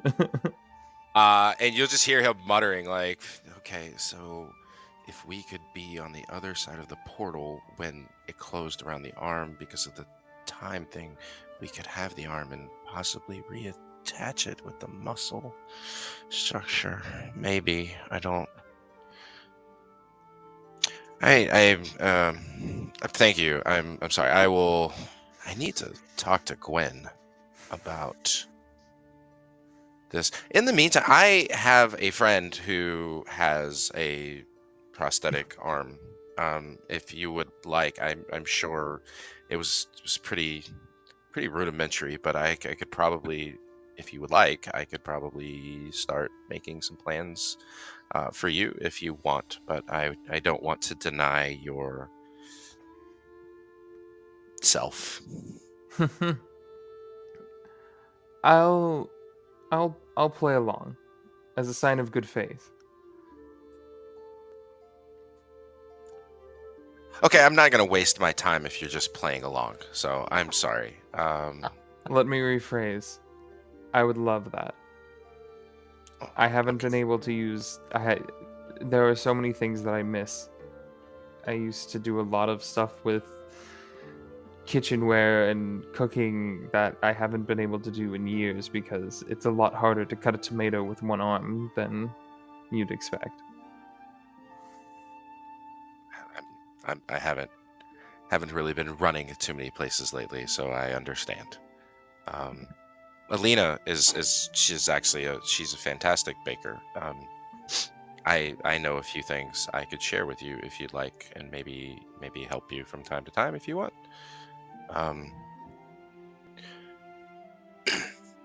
I would love that.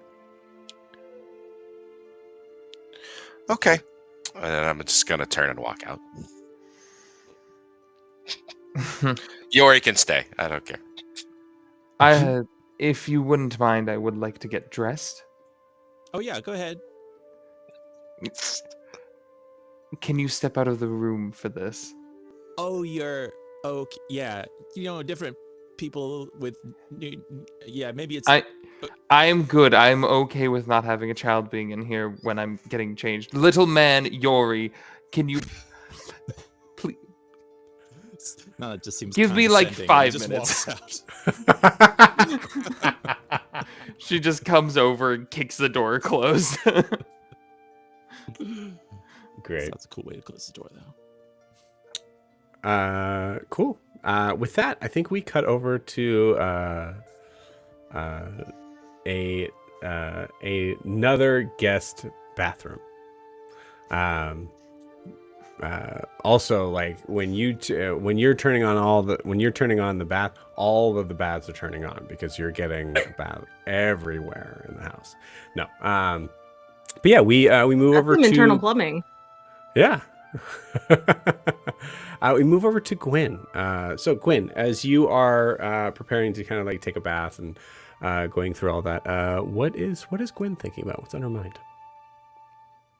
So much. She is thinking about their new arrival, thinking about everything that happened with Brahm, just very pointedly not thinking about what happened this morning with Alistair just now, because that's too much and will just kind of overload her brain. And I think she is looking forward to just getting in the bath and dealing with some overdue messages she might need to be sending before she fucks off to the Feywild for who knows how long. And yeah, there's lots of thoughts going on that she can't really. She needs to write them down to really process them. So, You got it. So we'll say, while you're so you're spending the process here, like in the bath, writing in your book what you want to say. Who is first on the list, assuming that you are sending to one of them? Yeah, that.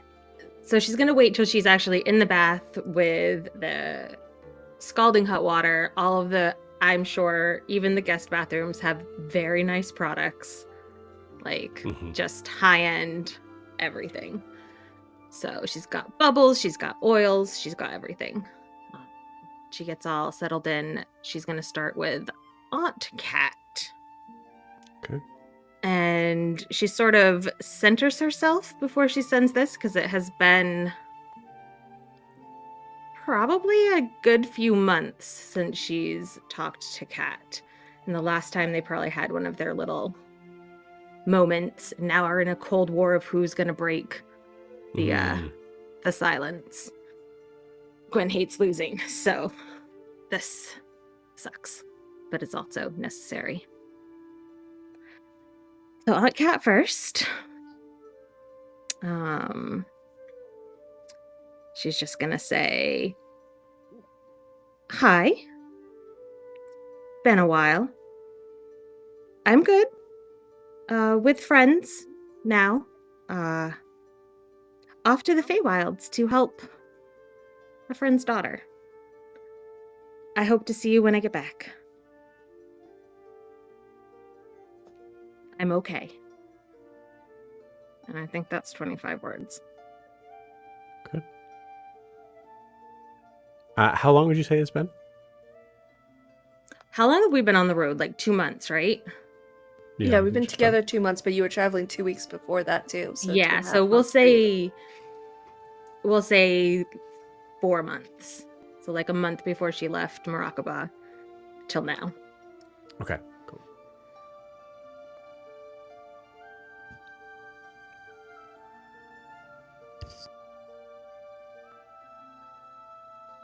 Finally.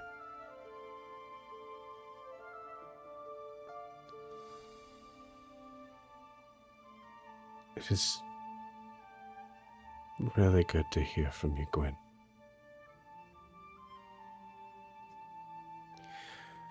Things here have been chaotic.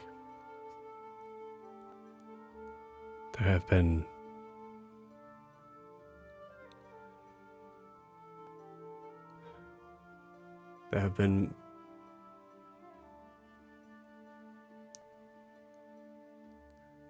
interesting and concerning situations happening on behalf of the septenary.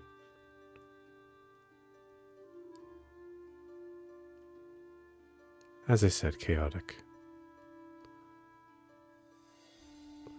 Perhaps not as exciting as frolicking among the leaves of the Feywild.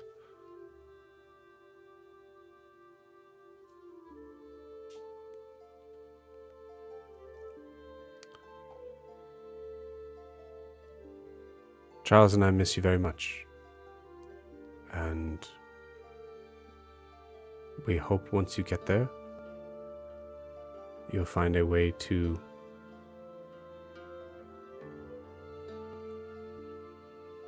contact us in a more appealing way.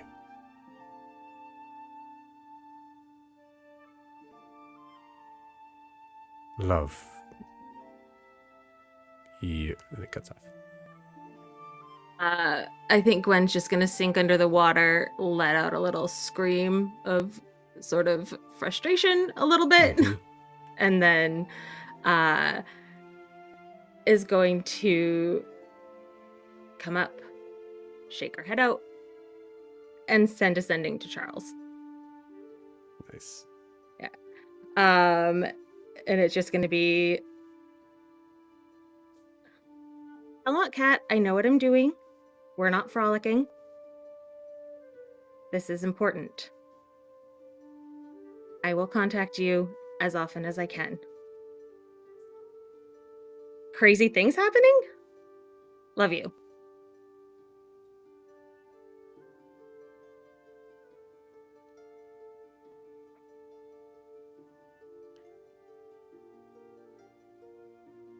Gwyn, I'm at the bookshop. What? Confusing. It's good to hear from you. I will tell Kat. You know her. It's fine here. Just a little more crime than your aunt would like. And punishment. Gilded Library is doing great.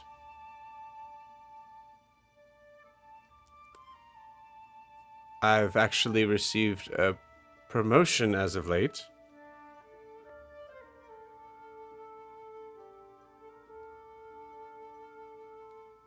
But Feywild. Good for you. Love you. What's up? I think she's just gonna mutter to herself, that was way more than 25 words. Yeah, I know. I'm a DM. I can do it. I know. She's writing that down in her book. Yeah, I think that's canon. For some reason, every time you're able to talk to Uncle Charles, for some reason he's able to like break that barrier. You don't know if it's a halfling thing or what. I think it's what just is an a Uncle word, Charles thing. You know, it's all What about is a word? what you think is a word in your mind. Yeah, what's defining That's word right. there? You know, If you say them quickly yeah. enough, are they one word? Yeah, it's That's like what German. That's what I think. Yeah. You just mash a bunch of words together and you get one word.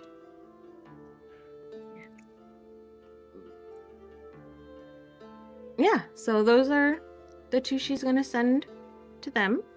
Okay. And I don't know if now is about the time we get interrupted, as she's about to send a third one. Yeah. Let's, we're all It took for a it. while first, so Do you think, like, with the like stress of that, you're like, I'm taking a little bit of a break in between that? Yeah. Yeah, absolutely. yeah. Cool. Awesome. Yeah, you hear a knock and then an enter in that order. Knock for Gwen. Not even knock. Cool. Not Great. even. Just That comes in, makes shuts the total door, sense. walks in, sits on the edge of the tub.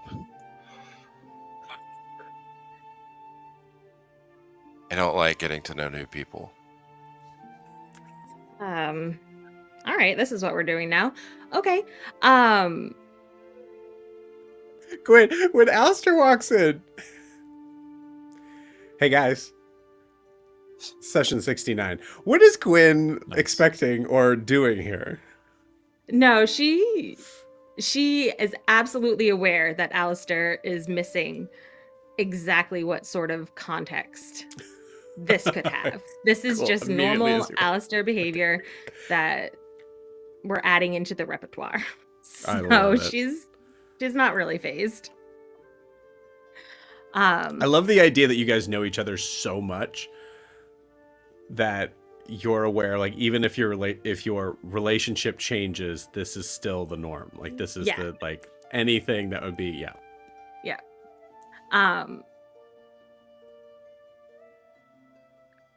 Getting to know new people is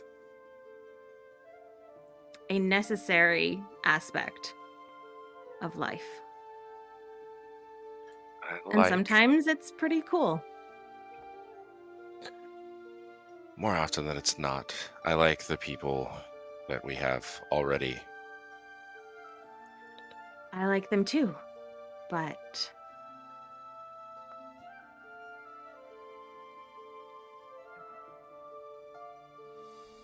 Prim seems useful, and I liked her. First impressions. She apologized to me, so I think... She apologized to you. Yeah, I went to go talk to her before I came to talk to you. And And what happened before she apologized to you? well, for one thing, she just stood there naked for a while, and that was Well, awkward for most me. people are not expecting to just be walked in on while bathing.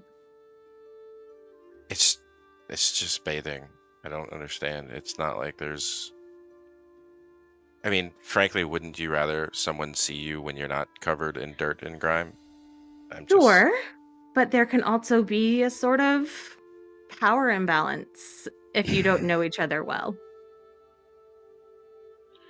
I mean, I felt pretty powerless, so I understand what you Sure, mean. sure. Maybe in the future, knock and wait for I somebody to knocked. say it's okay to come in. It's I the mean, I response. knocked. Call and response. That's what knocking is, right? It's the call and you wait for a response. Sometimes they tell you not to come in, and I needed to go And talk to Prim.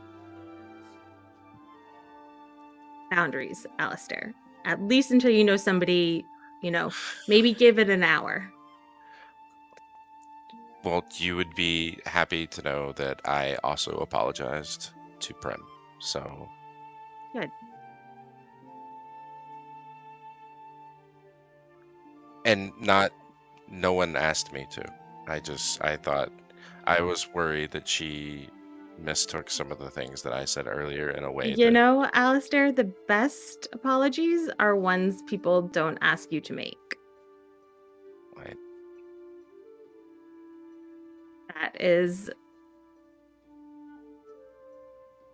That's really good.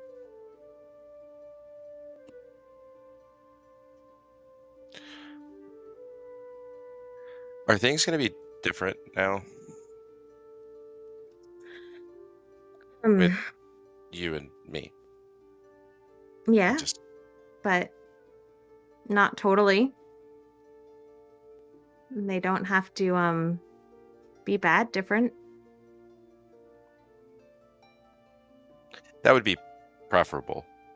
Okay. I just felt that with everything going on that I needed to tell you everything, and I wasn't expecting anything in return. I just knew that it needed to be said. Can I ask you a question? Of course. All of those letters I sent,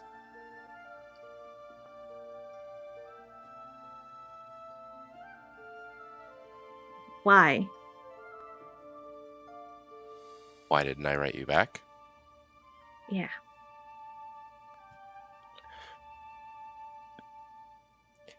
In hindsight,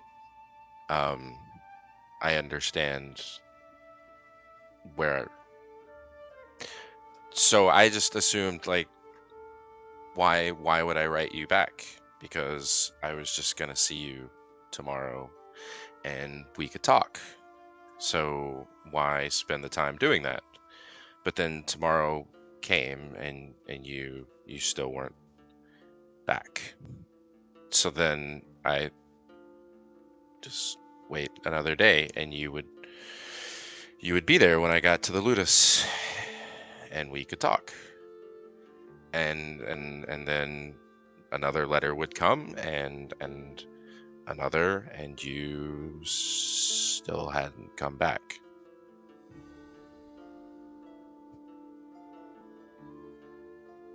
I kind of I thought something totally different. So, I guess I understand that. What was I gonna say anyways? What you were doing with Koran? What you were excited about? I can tell you what I wasn't excited about. Not seeing you every day. Yeah, that was the worst thing about Moroccoba is it was so far away from the Ludus. I kind of thought you didn't want to see me, so I never really tried to come back. Hindsight. Yeah. Speaking of Moroccoba, I need to let the professor know I won't be back soon. I I sent him a letter when we were in Airscar, but that was a while ago. We could go. You and me and Yori and I think Yori would really like it. Kara if she wants to. Bring Maeve and Great place for a kid. She will learn so much. Io certainly would come. Yep. And maybe Prim if Yeah, she wanted I to. think. But Let's see. Nalani's not invited. So, I know that Nalani leaving sucks. So I'll let you get back to your bath. Because at least I knew when you were leaving and when I was leaving, but Nalani just left. And Yeah. Yep. Alistair, Yes. wisdom save. Let's go. Fail it.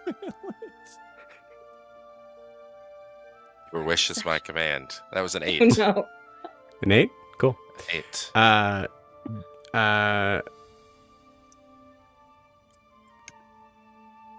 going to do something weird here and stick Let's with go. me. Okay.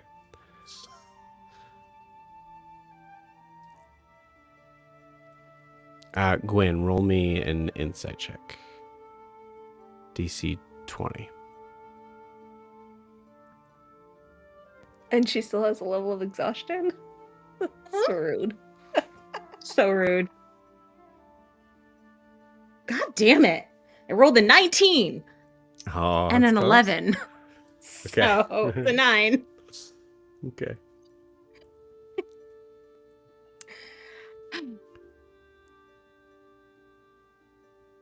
But I mean, Nalani's got his own thing. And that's... It just hurt, you know? I feel like at least just giving a... fake a goodbye speech. Leave a letter. It's never I'm sure much for words. I think sneaking out in the middle of the night is exactly Nalani's modus operandi. You're right. And I should know that and consider that, but It's okay to be hurt. It sucks.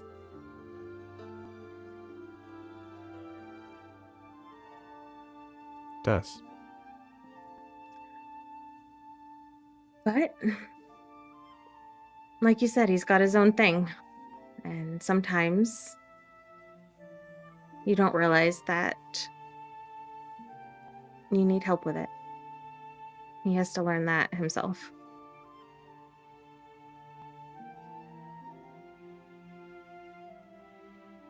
I feel like you could say that about anyone in this group. Maybe that's what keeps us together.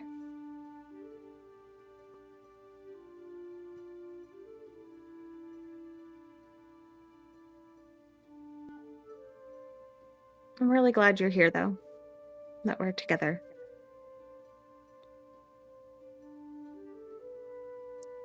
Me too.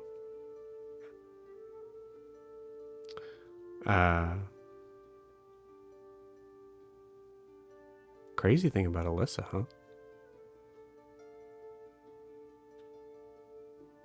Yeah.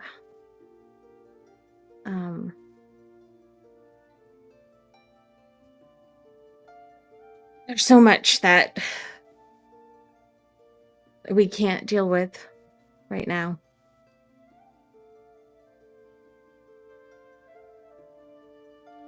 Yeah, I guess one kid at a time, right? One kid at a time. But, I mean, obviously for studying purposes, if, what Kara said is true,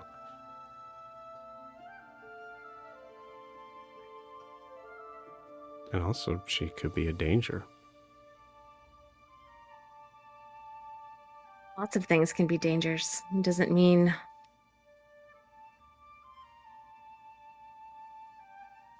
Right now, we have enough.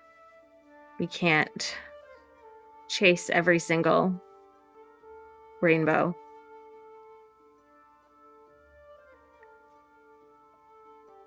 But we can keep track of them.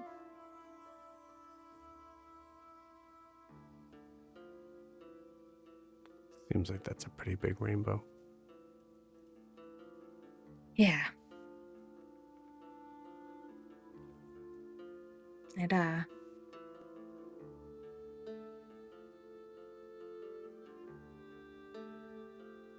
it's a pretty big rainbow.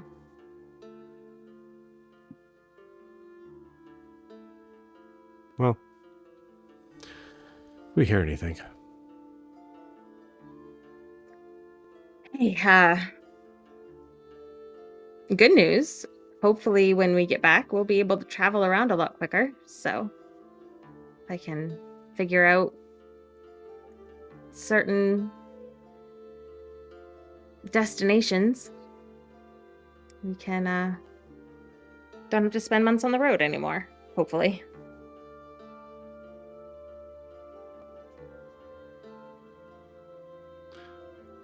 But we have to get back first. Right.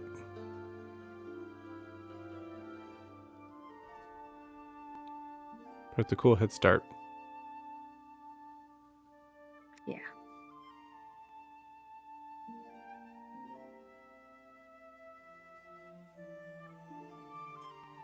I'm very happy today. Me too. Alistair, you come back. Please roll me a insight check, DC 20. 13. Just how it goes. You have no recollection of not being able to control your own words, body, thoughts, emotions, anything. Fantastic. I shouldn't be much longer. We can, Yeah. I think we all need to get together as a group, and hopefully Francis will get all of our stuff, and we can plan the next steps following this rainbow. Yeah. I without looking back at you, he reaches over and grabs your hand, so it's behind it. I think before we go to the Feywild, I should maybe let everyone else know about everything else. Yeah. I think think- it's time. But you'll be there, so Of course I will. okay. Yeah, I'll let you. Please finish, but just so you know, you can just leave all the. Alistair, Yep. it's not so much I want to look nice. I'm very tired of not feeling clean. There's a difference, but thank you. Baths are also necessary for human conditions, survival.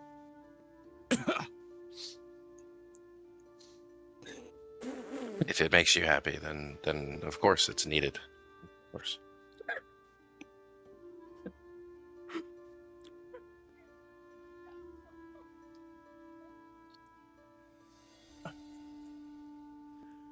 Be long. Yep. You walk out. Yeah. Alistair, roll me a straight up luck check.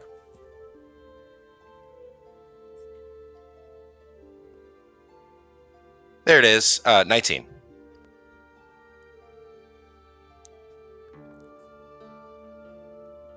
You hear a familiar voice in your head. Sounds just like you.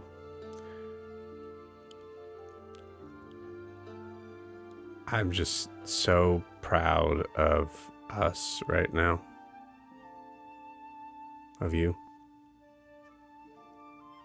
I just want to say that.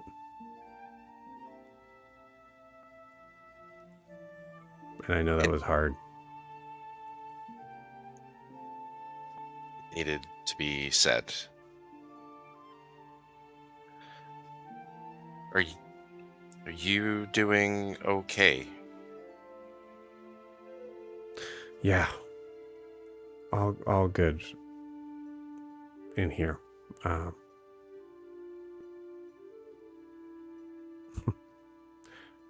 worry about me, man.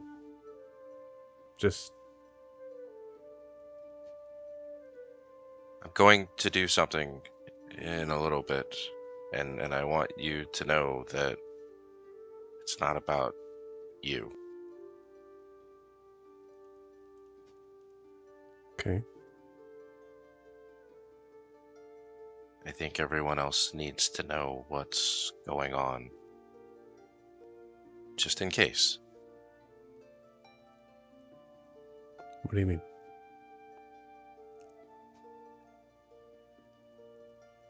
Undalith and Tothir. Yeah. It's not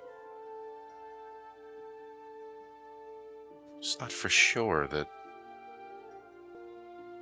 everything is under control.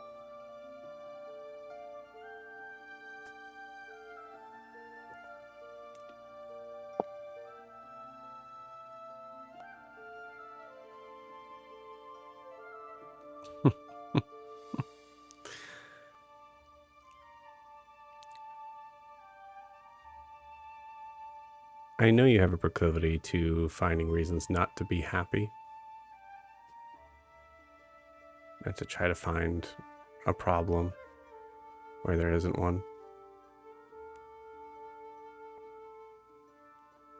If you can't trust the voice in your head, who can you trust? I'm okay. He's okay.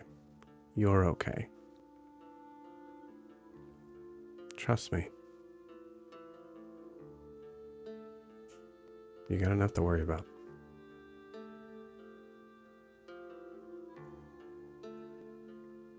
Who do you trust?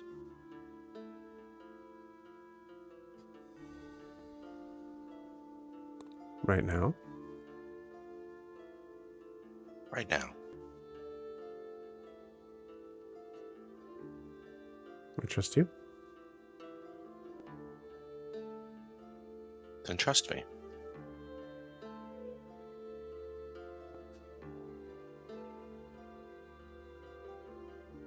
Everything will be fine. Knowledge is meant to be shared.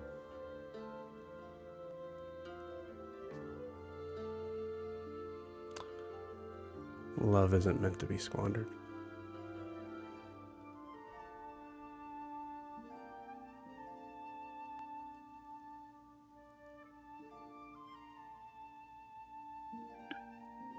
Like I said,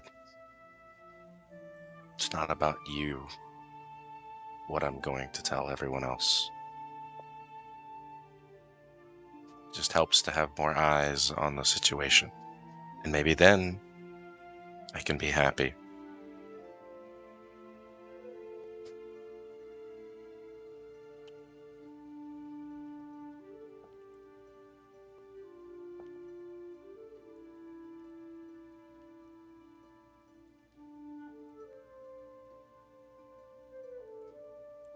Someday.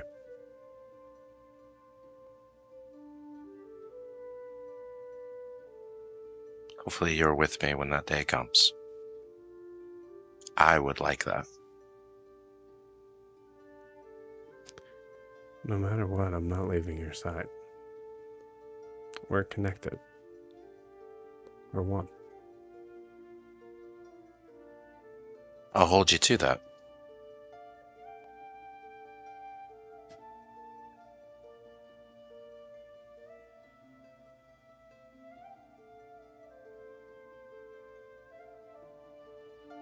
Good luck, buddy. Same to you.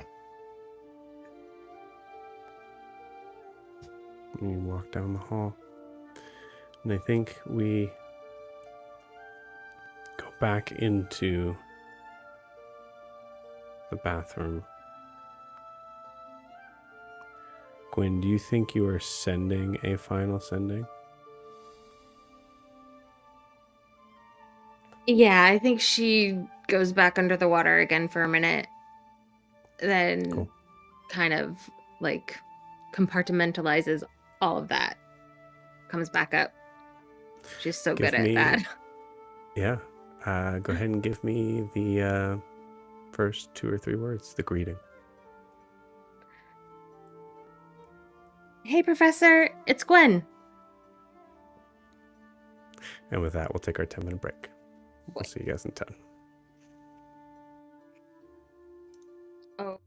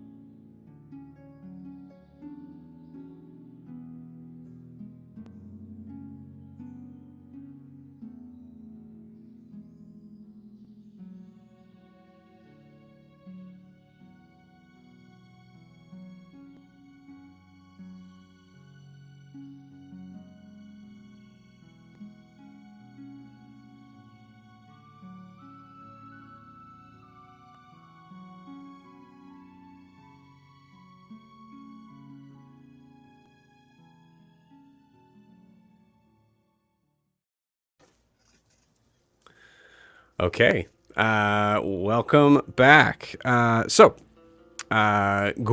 we were coming in on you making your final sending of the day. That's right. So you were speaking specifically to Professor Goethe? No, to Professor Montgomery, old gnome Walter Matthau guy. Gotcha. She Good could care to less know. about the other guy who's actually in charge. This is her guy. Okay. Got it. Fair enough. Uh, seems my sabbatical is taking longer than I thought. I hope to get back soon. I hate to be missing everything. Tell Mary to add bacon. Love to you both.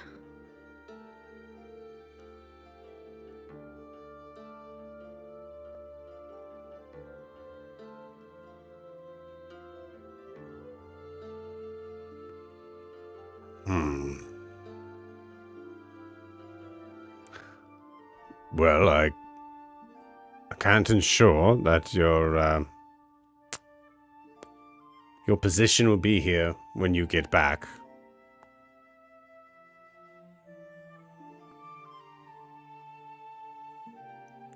The position needs to be filled. So it looks like I will be reaching out to the school once again. If you were to change your mind in the next, 5 to 10 days, feel free to check in to see if I have found a replacement. Add bacon to what? Oh, that's it. You'll know. I think he knows, but it's like, it's the idea of you're not explaining, and how dare you presume that I know, like that sort of thing. Yeah. Yes, absolutely. She just sort of smiles to herself because, yeah, she's gonna worry about that later. She'll get her job back if she wants it. It's fine. Cool. Beautiful. All right. Dahlia gets the job. Gwen would burn everything to the ground, Joe. Just so you know, if you want to end this world, That's give not Dahlia the job. That's not a thing that doesn't convince me. I'm just saying. Well, I said it, so it can't happen. That's a threat or a right. promise? Unless I was already thinking about it. Do it, Joe. I dare you. Which I tend to do. I dare you. I dare the player threatening the DM. I dare you. Do it. Dare you. See what happens. How much do you like your precious Imea? That's great. Cool. Also, as you said that, there is, because I've rolled for it before, but I honestly, I felt bad interrupting, as I've felt like it was funny when it was interrupting before. Anyways, so as you come up, you do hear another sending coming back to you. Hey, I happen to find a scroll of sending in the library. And I just wanted to let you know, Melissa's fine. Melissa's the head librarian. Melissa's fine. She's just taking a leave of absence. Considering your... Didn't want that to seem foreboding.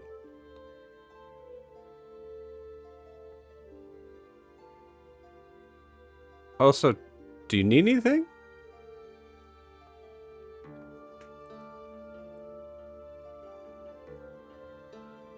That's it.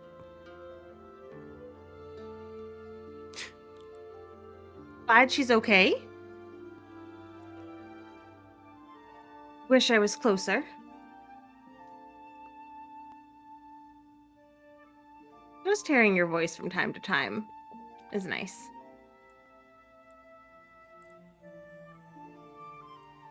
Why would it be foreboding? Oh, You can't answer me. Next time, why is it foreboding? That wasn't helpful. I love you. Great. Cool. With that, the camera kind of pulls out and moves back down the hallway. I imagine in the hallway in this moment, the camera is passing by Yori. What is Yori doing in this moment?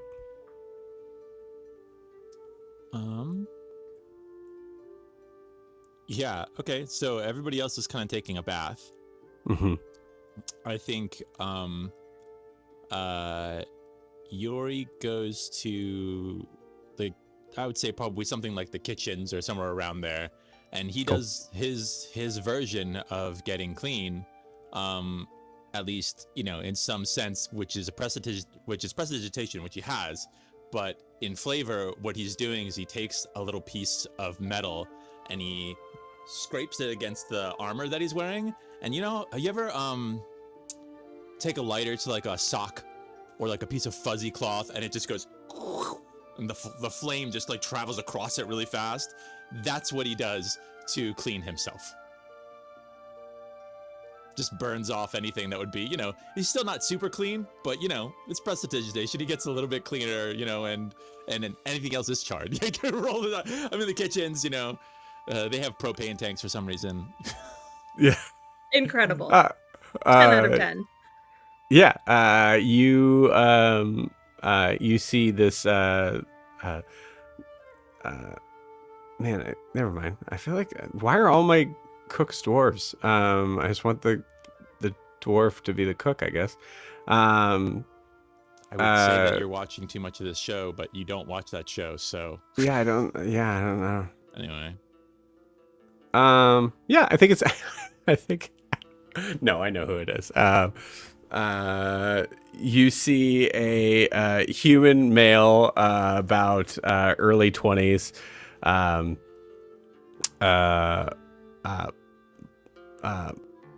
black hair and just like a messy sort of medium hair.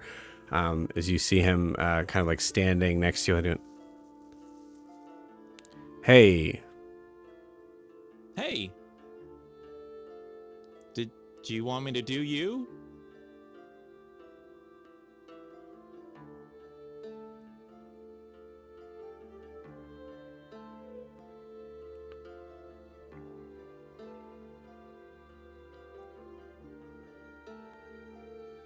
did Hadrian send you in here? No. Then what are you doing in here? I don't know. I thought we were kind of like, so everybody just doing stuff for us. Don't we kind of like, plus, like our friend is like, with Hadrian now. So don't we kind of like half own the place now. So we just like, I thought it was okay if we just wandered around. I was not like going to take anything valuable. I just was going to find some, do you have any like, darker bread?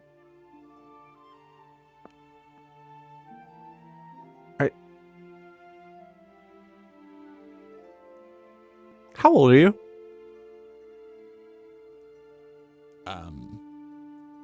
Well, what do you know about the Feywild?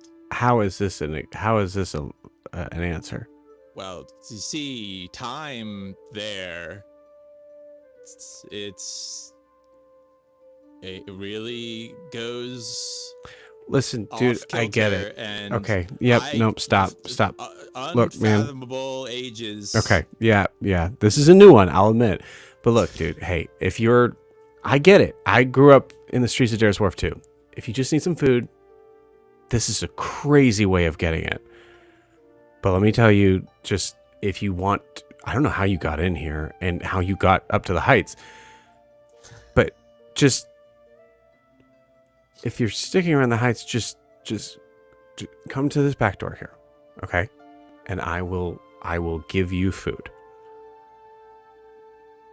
Okay. Yeah. That seems. Yeah. That's like a cool. Is that like that's No, I'm not going to give you any of that. I'm just going to give you food. You can figure that out on your own, dude. And honestly, like, you're a little young to be, like, slinging that stuff. I could be bigger. Okay. Yeah. I hear that.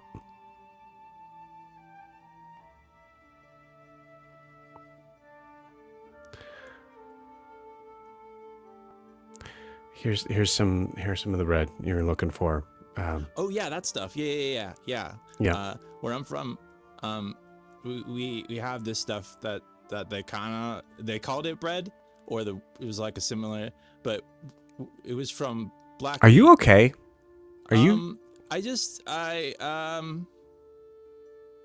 like, you just can't Should stop? I answer that, or is this one of those things where I say like, yeah, I'm cool?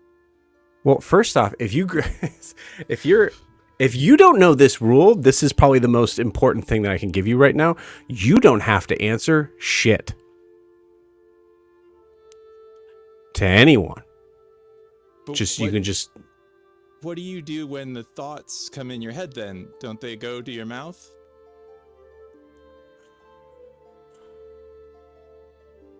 Okay. It's actually a fungus. Buddy, I'm Black wheat. gonna have It's to ask you to not leave. real I'm sorry. wheat. Yeah, Gonna have to. I'm gonna. It I'm sounds gonna like take the you. bread, and I grab Yeah, the bread and please run take out. the bread. You run out. You run out the back door. Yeah. Yeah, cool, awesome. Which is not the way you came in, by the way. So it's Right, like, yeah. it's just- yeah. I don't even know if it's out of the place.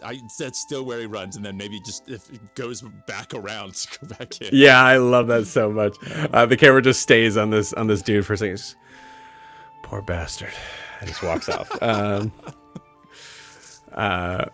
Amazing. Cool. Following, moving up above to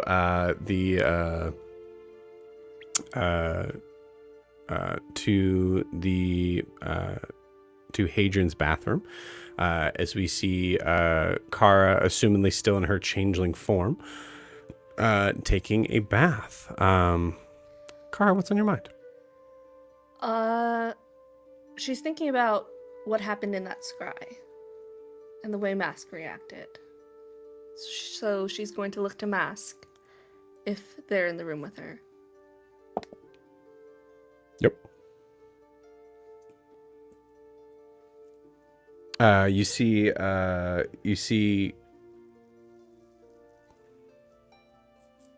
Carter just kind of like staring out the window next to the sink. Just looking away from you. Do you know who that was?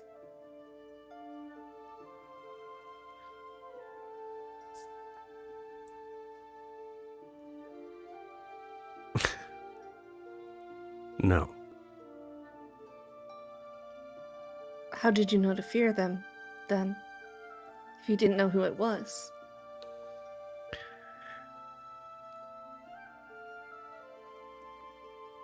Partly because I didn't know who it was.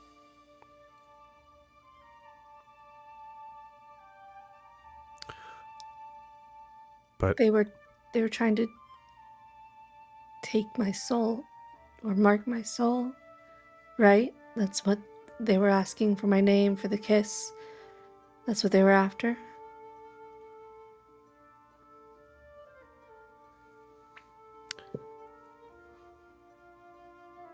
I don't know.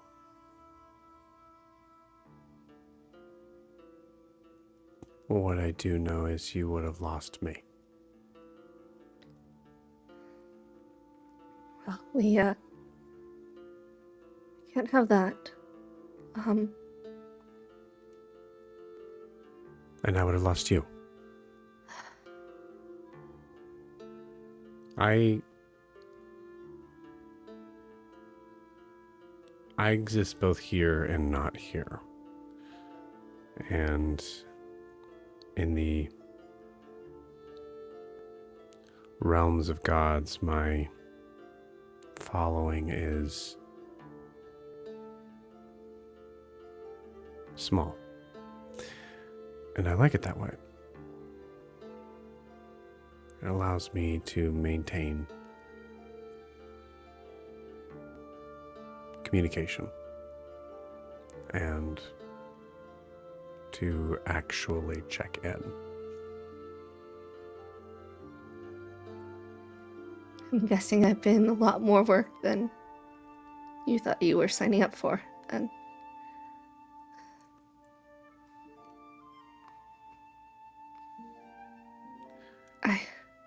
You're not the first person that has had a conversation with someone that shares that name. That's why I know we would have lost connection. who were they?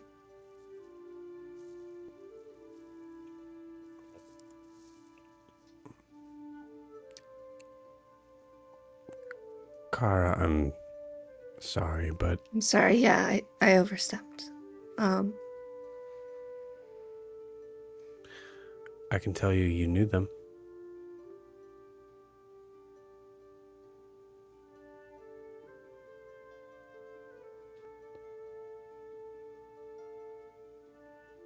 That's it.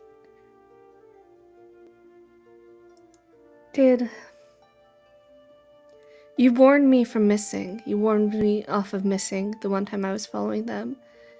Did this feel the same to you? Or different?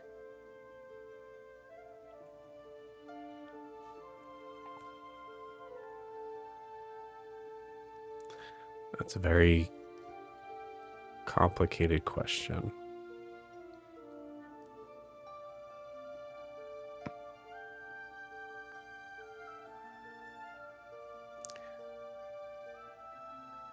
From what I've learned recently,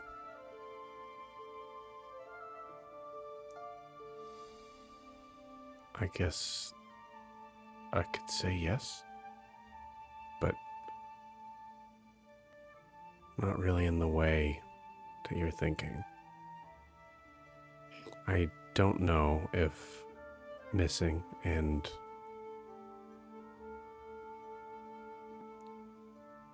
No. whoever this is connected. Right.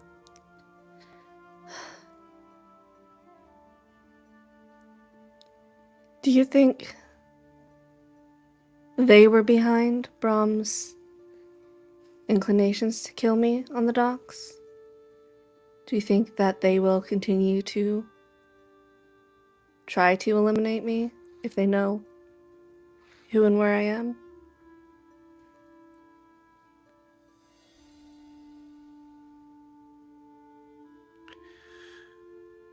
I don't know. Why would they care? Why would they know me? I'm no one. I was a moderate thief at best and then a housewife for 7 years. Maybe it's not you, but it's something you represent. I don't know.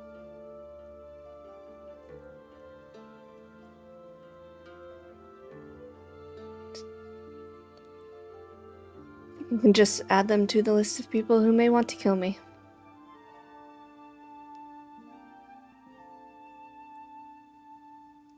When we go into the Feywilds, will that mess with my connection to you? It's a different plane, I wasn't sure.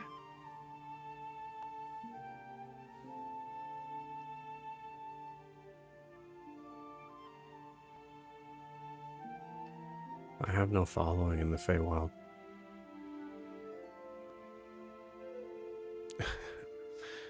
I pride myself as being a god that is being comfortable, that is always comfortable with saying,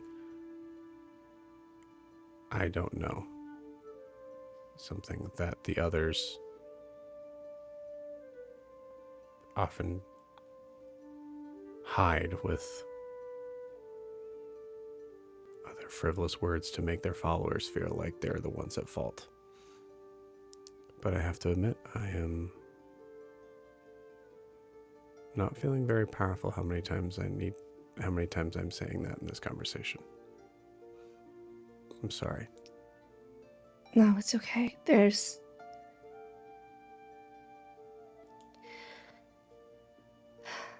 There's a lot that Alistair's right I can't fix, as much as I want to put everything back the way it was, but even if I could, it wouldn't make a difference because I'm not who I was.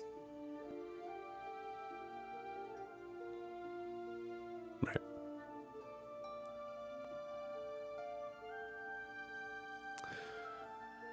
I will say, if we do lose connection,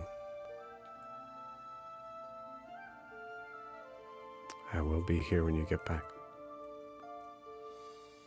I will try to make it back. And I have a lot of work to do in the meantime.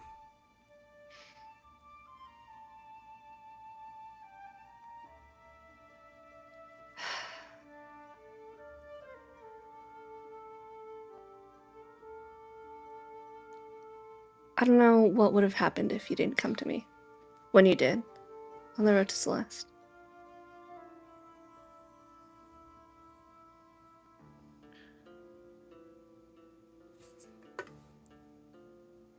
I would say you can mostly thank Timur for that. I ask, I don't force. Watch over him while I'm gone. That's the one I was talking about.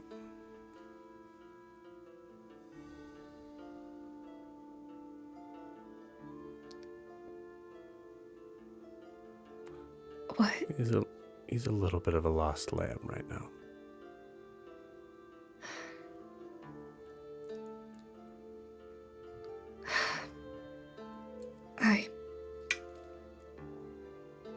I wish there was a way I could help.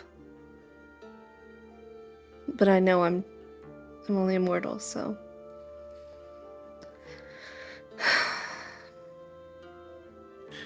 Even on this side, it's not.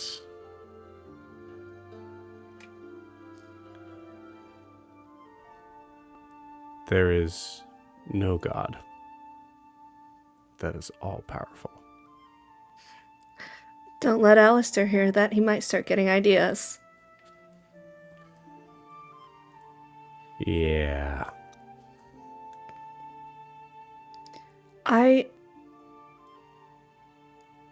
want to trust him, but the dream, the memories, it's hard. I'm still scared.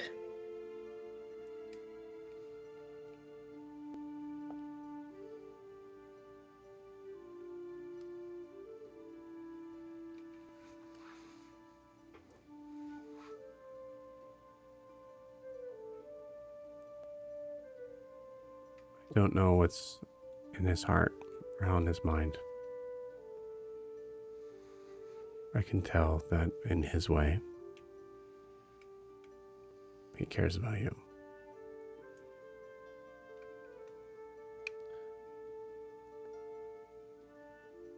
So, take that comfort. But there is a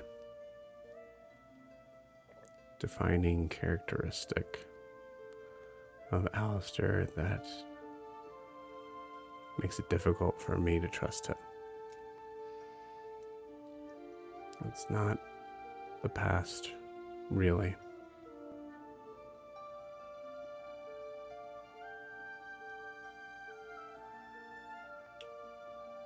What of Hadrian? You heard what I heard. You tell me.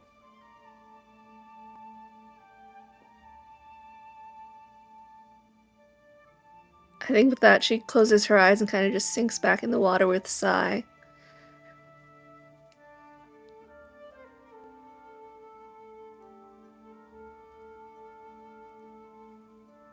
Do you think he would have let you in on his conversation with Francis involving this girl?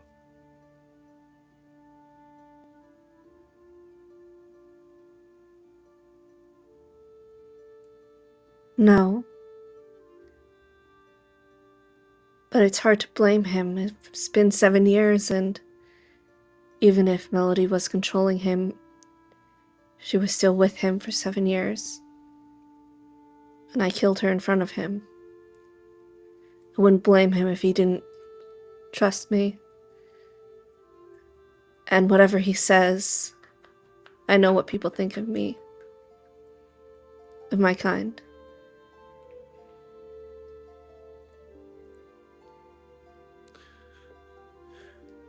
I worry what his intentions would be in not telling you.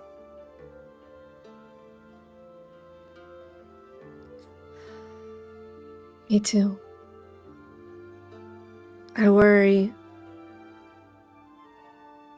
what would it be like if I did come back with Maeve.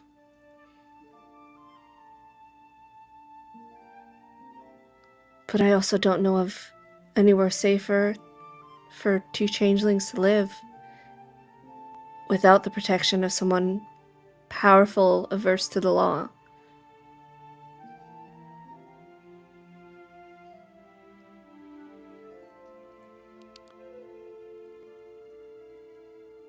That is something I've never really understood about mortals. And I think part of me does still love him, which is difficult because I still love Carter, and I feel like I shouldn't feel the way I do about Hadrian. But I do.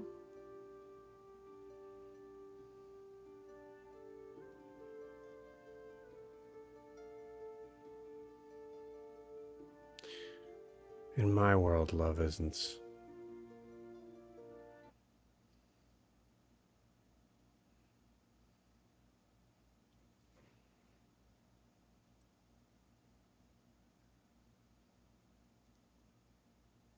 Did we lose Joe, or am I frozen? No, I'm here. Frozen for a minute because I also lost everybody. Okay, definitely. Okay, we definitely lost Joe. Yeah. Can you guys hear me though? Yes. Yeah. Okay. All right. I think Joe's just tired. There it goes. What a time for him to get frozen off, though. I think that explains the whole situation. You just need to leave. Oh, are we still streaming? We're probably still live. Hi, We everybody. are. I don't know We are if still anybody's live. watching. And listen, Joe got mad when I went to my go-to the last time this happened, so no dad jokes. That's right. I mean, it's session 69. We really should just be making that's what she said jokes. Nice. That's what I'm she said. Muskie, and I work for It's a Long Story, and this is the expressed opinion of No. and Okay, sorry about that. You're good. Good. We lost perfect you at timing. in my world, love is, and then that was it. And ain't that the truth? Most dramatic pause ever. It was. In my world, love is not so possessive or unitary. But I understand.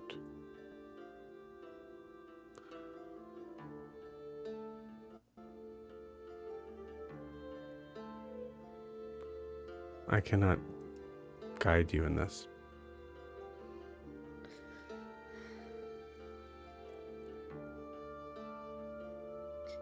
I think when I find Maeve, I will just have to make a choice on where's safest for her. It may be here, but if it's not, then it's not. And we'll find somewhere else. That But I can't tell him that.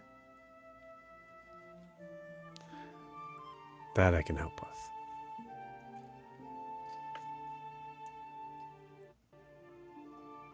I don't want you to ever feel like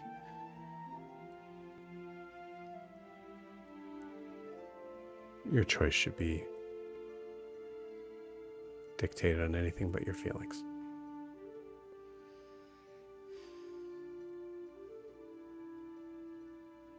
Do you know if there's anywhere safe in this world for my kind? Anywhere we're not persecuted, forced to register, or disappeared?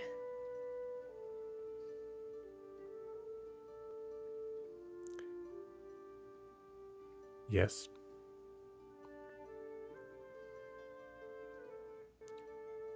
But it's very far away.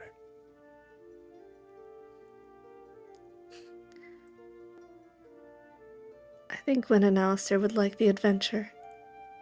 Probably Yori too.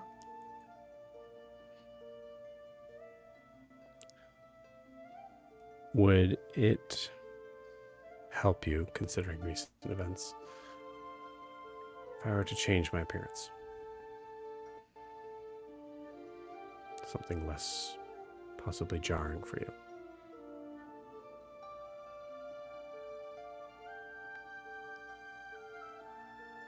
I think so. I think it's easier. I've accepted it. I'm ready to take the next step in moving on.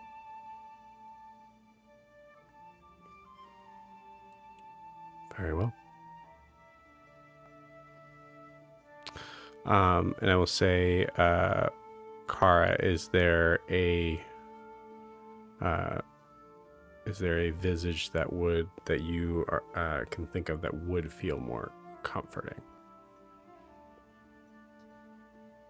I think either Brooke, Remy, or Kenneth. Someone from back home in Araskar. Still close enough to Carter that she feels that connection, but not Carter. Yeah. Maybe not Remy, because Remy was Amir, or Amir was Remy. So Kenneth or Brooke. Okay.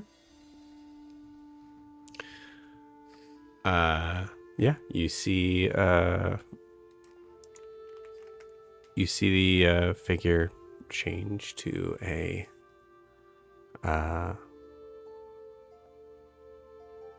strong armor-plated tabaxi figure.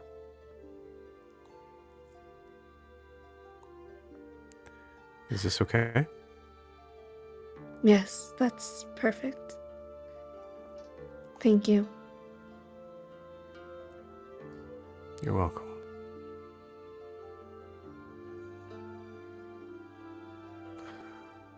Well,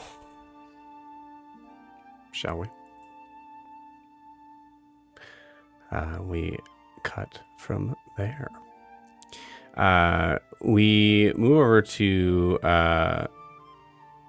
Io in the hallway, just walking from his room to Alistair's room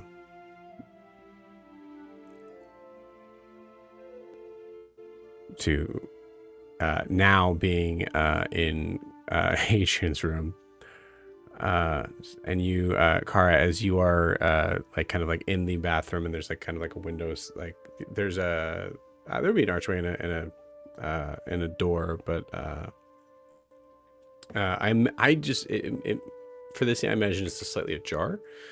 As you just hear Io from the bedroom just go, "Where is everybody?" Everyone's in the bath. I know you don't need to take one because you're always wet. You're all in the bathroom? No, everyone's in their own bathrooms. Oh, okay. Yeah, I usually just jump in the oceans. Is there you'll probably yeah, okay. All right. I'll wait outside, I guess. Should I take a bath? Yeah, you should. You still smell kind of like fish. Wow, Kara, that is I didn't mean it like that. You're dripping ocean water all over the house. What else would I say? that's what I do. I can't stop that from I guess I never tried. All right, come on, Callisto. And you see, I'll walk out of the bedroom to try and find an open path. Harold got ready Wild. all of them, so He did every single Just for path Gwen, in his though. household. you know what? He doesn't have to know what he doesn't need to know. I'll roll to He see just if puts I on his find a mask path. and many faces and becomes Gwen. I That's rolled true, a you could do that. 3 for Io to find a path. Oh, poor buddy. Oh, buddy. Buddy. Is this a Uh, bath? It's the kitchen sink, like It's like a janitor's sink. You know what I mean? Like the big. Yeah. No. I feel like Io just is like, you know what? I bet Callisto distracts him Yeah. Yeah. from finding the bath. Totally. Why must you bathe? What is this? They go on a long philosophical discussion about bathing. Yes. Scent is an important thing in nature. I don't understand why you would need to get rid of that. Cool. With that, I'll say as you guys are kind of like in your own time, getting out of the bath and putting some damn clothes on. I would like a couple of rolls here. So I would like see, do we want to start with the most important one or the least important one? Least important. Yeah, let's build up. Let's do We least. gotta build the expectation, Cool. Joe. I like Because that. if I we like don't live up to it, You got it. session Cool. over. Let's get do least important, and because Jess feels strongly about it, Jess, would you like to roll the d20? Okey-doke. We're gonna go with the dice Kiki gave me. Aw. Nice. 17. Let's go. You sure you didn't want I to start with should the most just important? send you No. all the loaded dice. Yeah. Okay. Cool. With that 17, Francis comes back with the things that are listed before Hadrian has come back, but is able to disperse them out to you. Which I don't think I ever sent you guys that thing, so let me make sure. I think You the did. list- Wait, we we have the rolled list. these Yeah. off camera, so you know. Yes, we Right, rolled did for I all s- this stuff off camera, people. Yeah, Did I send it's- you what the yes and no? Yes, Yes, you did. You did. It's in the handouts. Mhm. I added it to the handouts. It's on our list. My stuff awesome. is already in my inventory. Yeah, I'm Same just thing. waiting for time to attune. my one thing.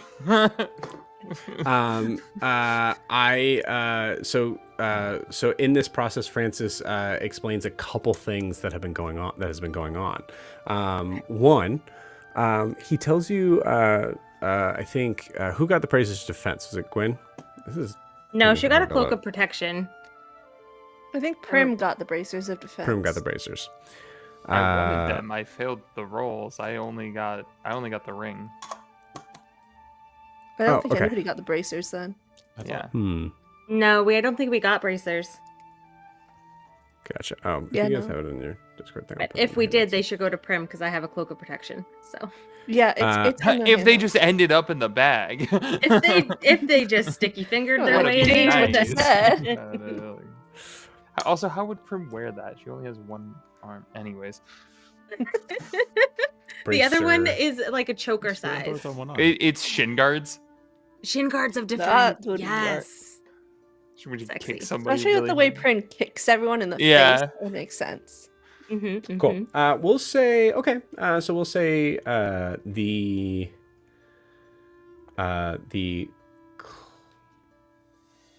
Well, actually, I'm sorry. That part doesn't really necessarily matter.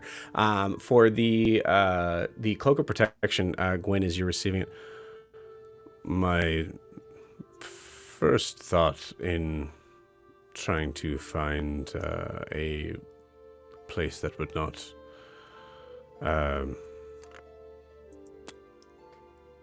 ask for too much or be too annoying was to oh, sorry guys.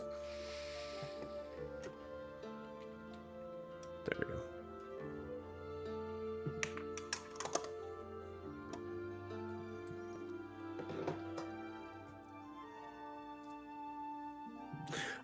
was to check out the Swift Arrow, but unfortunately it looks like that place has been closed and or ransacked. So unfortunately nothing to be found there. Don't worry about it. It's probably fine.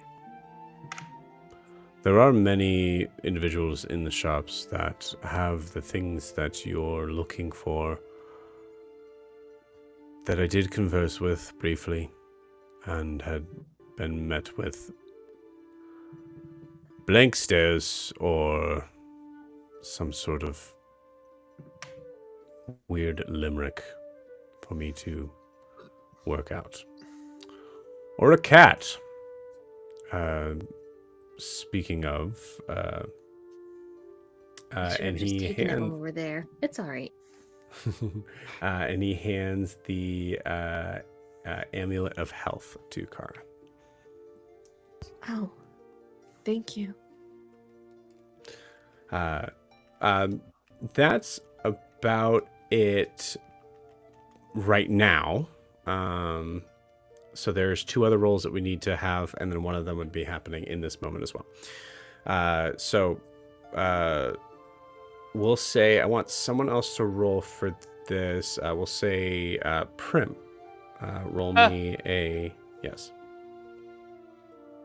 D20. 13. Okay, great.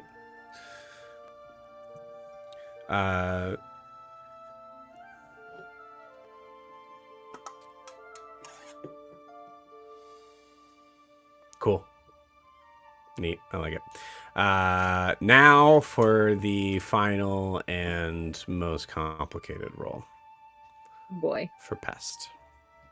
Oh, yeah. So, I want to clarify the reason for this DC. Pest is easily the hardest rogue to find in Dare's Wharf. He can fit anywhere. And on top of that, Dare's Wharf is in shambles. So there's even harder. It's even harder to be able to kind of like track down people who might have seen things like that as they would be in different areas. So I will give a roll for this. The DC is 17 on a luck roll. Oh, okay.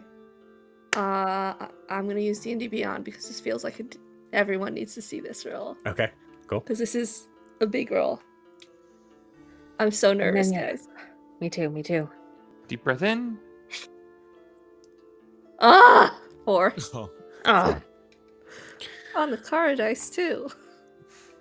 So on the response of that, a lot of the contacts that I would normally have in the Warrens are missing, as it seems. But we will try to keep a lookout, and if we find him, we will make sure he's somewhere he cannot squeeze out of. Make sure it's a very secure somewhere. I've seen him squeeze into unimaginably small spaces.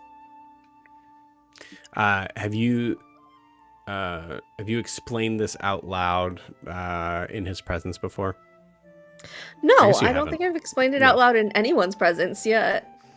Because Oh, she okay, cool, mentioned awesome. a sickness to Finn, but nobody questioned her further on that. So Sweet. So I will say, above board, he doesn't seem to know something that you didn't tell him. It's just he's just you've probably said like he's been like slippery, and like that was the insinuation there. Okay, cool. I would take that Great. time to explain the sickness. If like I don't need to do it and waste our time right now, but explain to the group Okay. what she saw, that sickness that he had, and the way he like had snake eyes and crushed his body into a small pipe.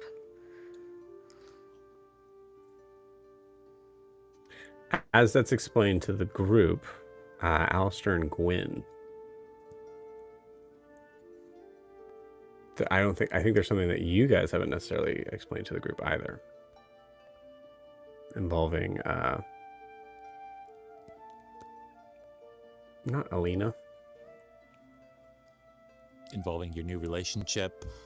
Involving a Involving Arya? relationship. Hello, Arya? Arya. Yes. It's defined. Yes. Oh yeah, did we not tell about what she encountered? Yeah, If you Arya's did, I don't think Kara was present. No. Yeah, that was okay. Hold on, I don't remember. Yeah, so it's another creature like the one we saw in Celeste. Yeah. Yeah. Mhm. It's like a Exposition. big alligator. Exposition. Bit a guy's Alistair head says off. it meanly and rudely. I think somebody took an eye out of it. It was pretty cool. Interesting.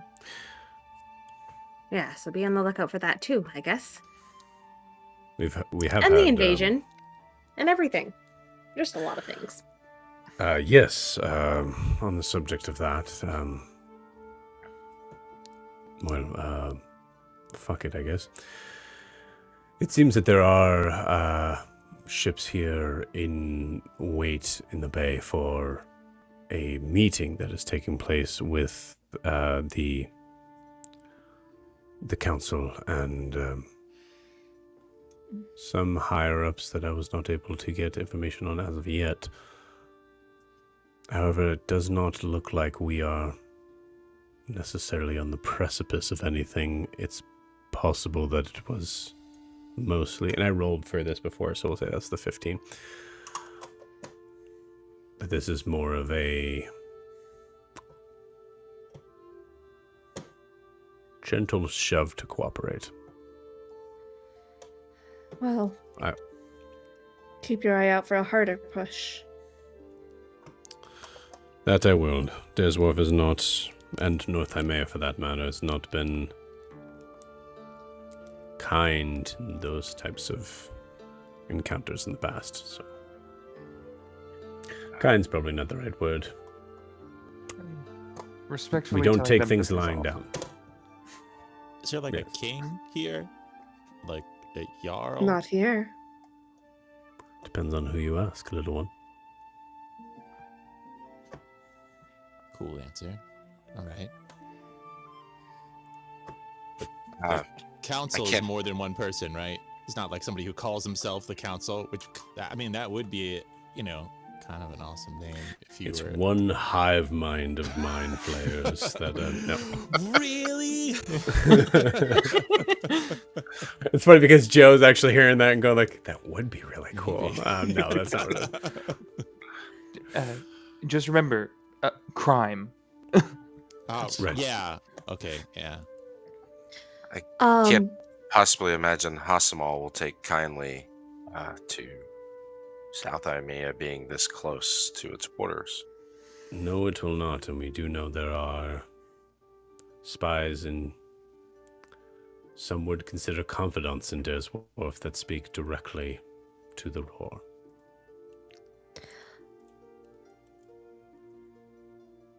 So, okay, I have a question above board, Joe. Because Yes. I might be mixing up my watcher's knowledge, player's knowledge with character knowledge. Sure. I know Daphne was super hardcore watching Alistair.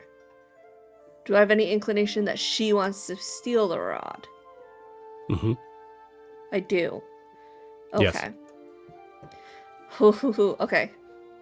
Fuck it. We better break You this. actually heard a conversation going on Okay. on the docks, yes. Yes. And then, okay. truthfully, all hell broke loose for New Moon that involved Daphne. Mhm. That kind of foiled that So plan. what I'm going to say to Frances is, speaking of Hasamal, because she told me something about her past. Hadrian said he wants to meet with the new leader of the Thieves Guild. I'm concerned about that, knowing how he treated Rashra. Or they treated Rashra. They have a companion with them. Daphne. Your contacts in Hasamal might be interested to know the whereabouts of the leader of the Pale Moon. If Missing and her decide to give you guys trouble.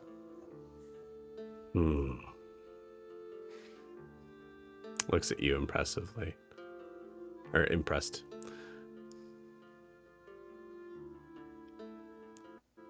That was one strand of information that I couldn't tie myself. Thank you. I will keep that for safekeeping.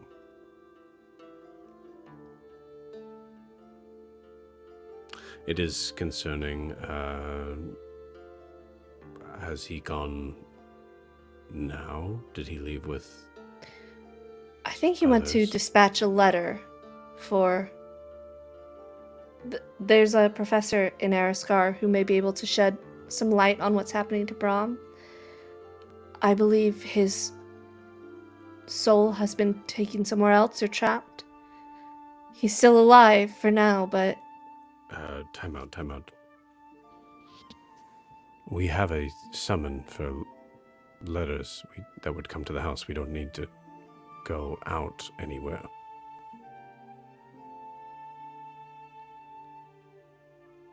Then... why would he go now, though?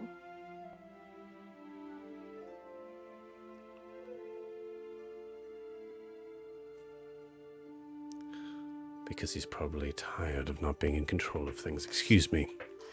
And you see him exit the foyer. I look at the group.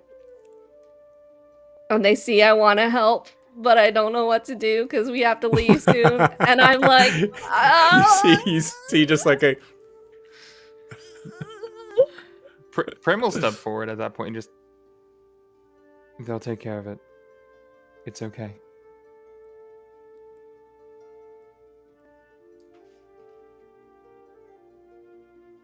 Hard choices, Kara, and they suck.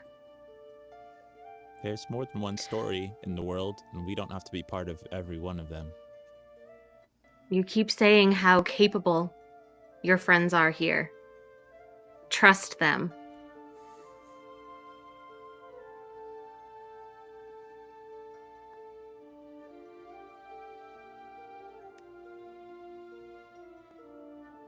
they are going to face Missing and Daphne. I think they faced worse. Daphne seemed nice. Daphne wants your rod, and not in the sense you might be thinking. Well, Nice. not you. Joe's NPC brain was like racking. Who can hear that? Who can hear that? Who can hear that? Let's go find your daughter. Get her out of the Feywild. Did we get all of our stuff? Yes, you did. You just noted like specific things based on that. So Okay. it was like kind of in the clues of the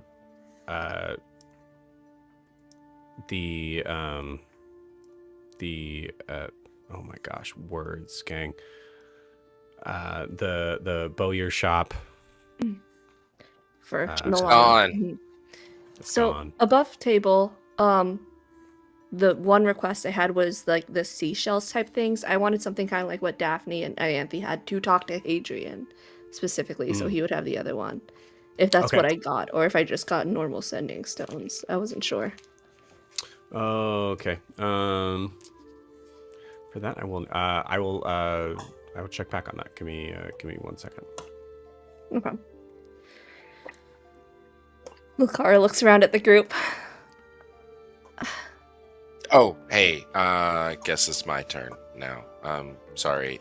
Prim, this is going to sound very awkward and strange to you, but You walked in on me while I was naked earlier. Anyways, continue. What?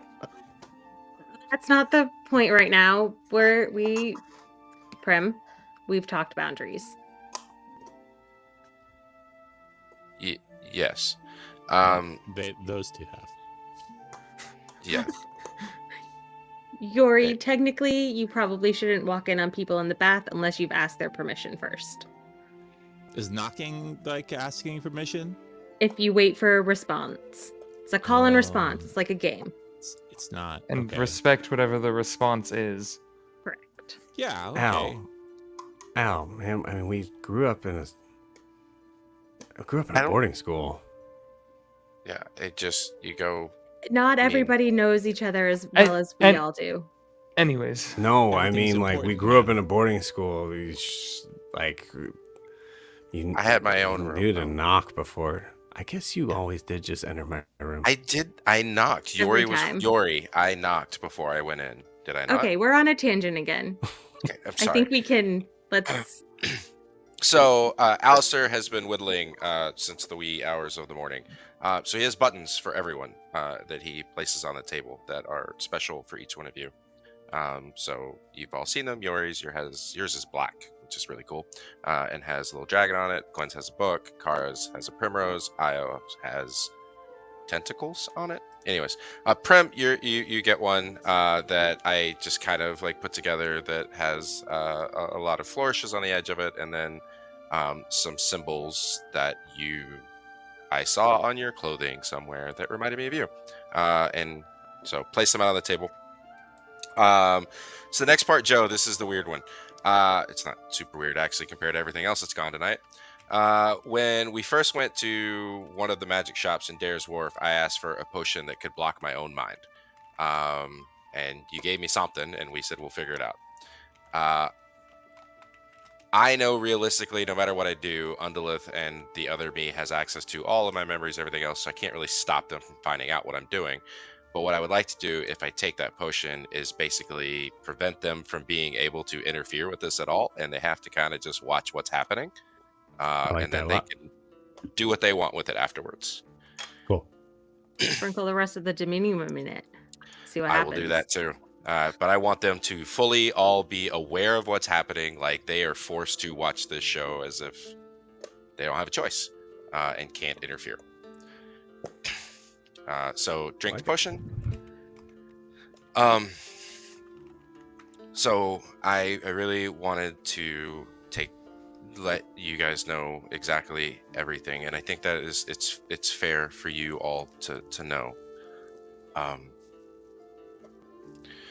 Undalith, the creature we met in the cave, she resides obviously in the cane, but she's also found a way into my mind, and regularly keeps company with the other part of me that you've met before. And they managed to create a corner of my mind that I can't access. And they've created a laboratory there, where they do all sorts of things that I would like to do.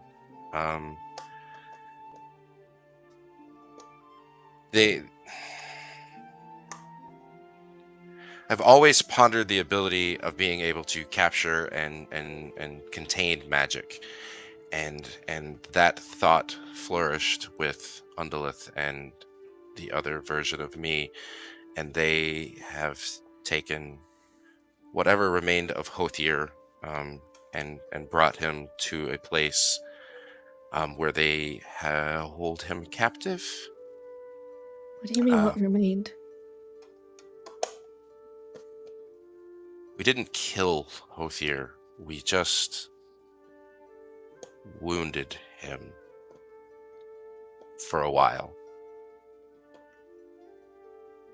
And for a short while before we met Undalith, we were taking turns trying to keep him contained. And we felt confident that we could manage. And then Undalith came and more or less helped solve the problem. To catch you up, so Alistair is like more than he's a couple people, and we went inside his brain, and then we fought a part of him that turns into a monster sometimes. And a car did get hurt, but then she stabbed that part a bunch of times. And then that was the and then we found a rod, and the rod asked us if we wanted to like not feel things anymore. But that was lame, so then we left, and then Alistair took the rod, and then I guess Undalith is like a lady that lives in the rod, and I think maybe has some like ice powers or something. But now that lady's in his head, along with another version of him from when he threw his like teacher into a portal to hell by accident, and but that wasn't him, that was the other one, and the other one's kind of a little bit more like I don't really know how long this potion's gonna last, Yori. yeah, well, I think that's the gist. You got it right. You're caught up. There's Alistair, Alistair 2, Undaleth, Hothier, and they're all in his head, and they're real. They're not like this, like he's crazy. He's not crazy. He's just got lots of stuff going on in there, and apparently they've got a lab. Okay. I think if you look over at Kara, she has backed to the opposite of the room, as far away as she can get from Alistair, and she looks scared. Hothier is contained for now, and I don't see that changing. But you're right to know, and I wanted you to know.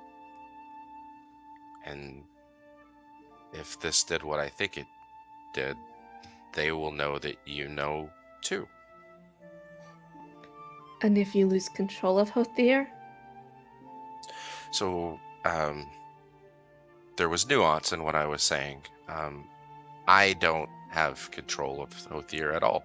Undalith and the other version of me have him in their lab. I think Io says to this, come again? They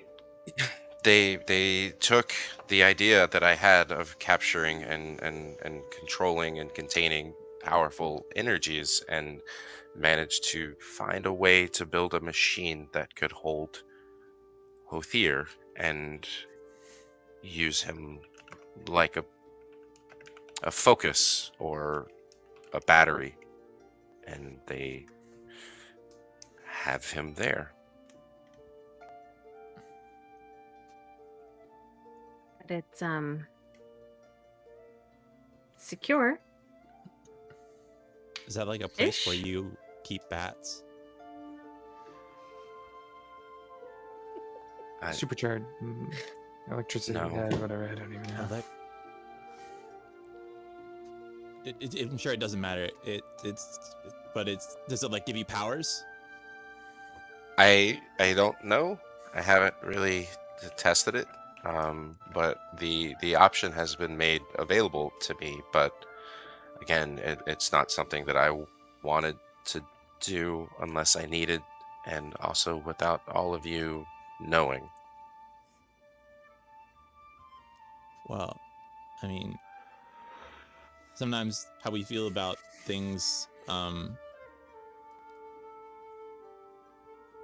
I don't know if this helps, but I mean, when we were in Alistair's head, that was a really strong and powerful version of Hothier, but every time Hothier's come out other than that, it's just like kind of a beefy Alistair, and we kind of beat it up. And also, even the one that was in there, you did stab it a bunch of times, so if it comes out, we'll just stab it a bunch of times, maybe like one less time then, so we don't kill Alistair.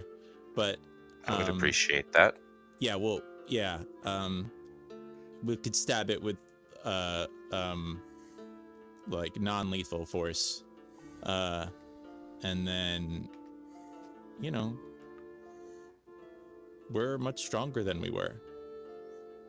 You're much stronger than you were. I've seen you fight, and I've seen, you change even just in the few days that we've been here, and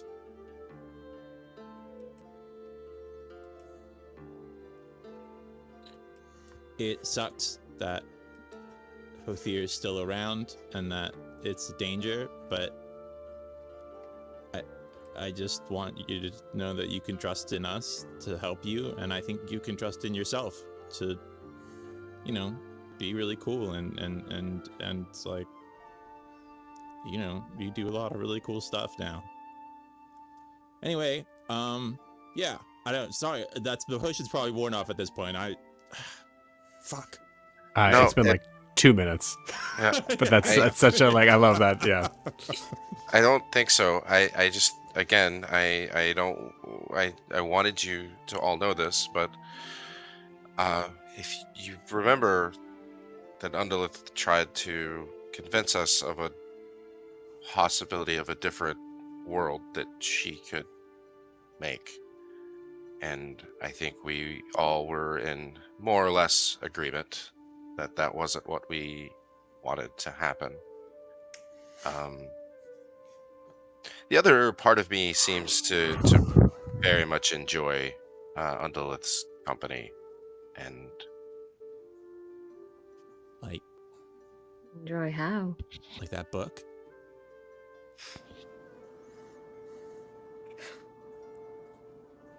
Are they going on a dalliance?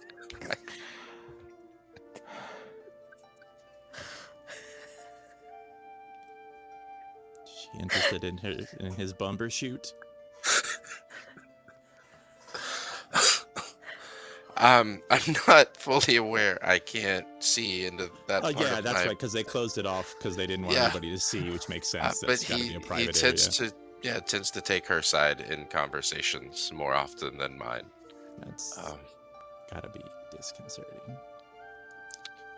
And then there's also Oh. the fact that the Fae had something to do with Undolith's situation. Yeah, there's that. We went into Well- a magic cave where we found the rod, and there was like some face stuff there and statues. Mhm. I think Mhm. something We can about add what, context. like We can add context. There's a lot of context. I'm just imagining Or Yori is Orioles. just whispering it to Prim, like I'm- Prim's like, mhm, no, yeah. I'm mhm, also mhm. I'm eating the bread I got and just like offering you some occasionally as we uh-huh. watch him do. I love it. Finally, Love it somebody so who much. eats your snacks. It's so good. Do Well- we know what Undolith is? Is like is she a god? Is she like She's from I- before the gods, I think. She's a primordial being of water, and I would venture to guess that the other rods out there are the other primordial beings. The Yeah. child I saw was enveloped in flames.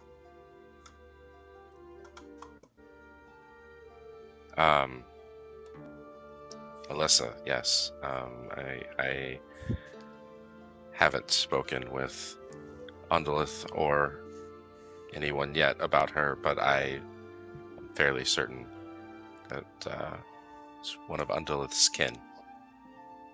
And we Okay, let them insight go. Check that. Sure. You just said that Uh, real shady.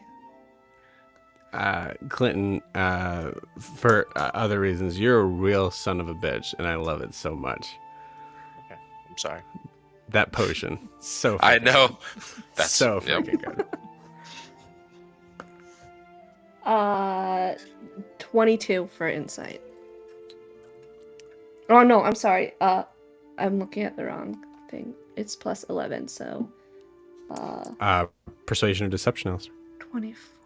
What specifically are you 27. inciting? Well, you said I haven't told anyone else about Undolith, like really weirdly. No, about Alyssa. About Alyssa, yeah. I haven't. There's no, Okay. and I haven't had a conversation with Undolith about it.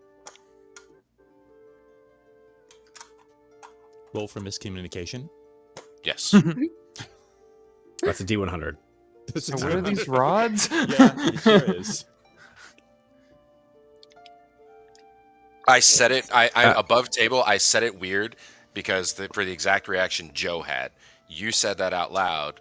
Undolith is being forced to watch what's going on and can't do anything in the moment. So player Okay. Clinton had a weird reaction to it because I was in my head going, "Oh shit, Undolith Yeah. has to deal with this. And Well, yeah, I Yeah. wasn't sure if it was that or if there was like messaging on the side where you like told Undolith and No, maybe no, no, Alistair about it. That's no, why I no. rolled the insight check for it. No. Yeah. No, that was me realizing what just happened. Nice. Sorry. Well, I think maybe our first step is to make our own version of whatever they're working on.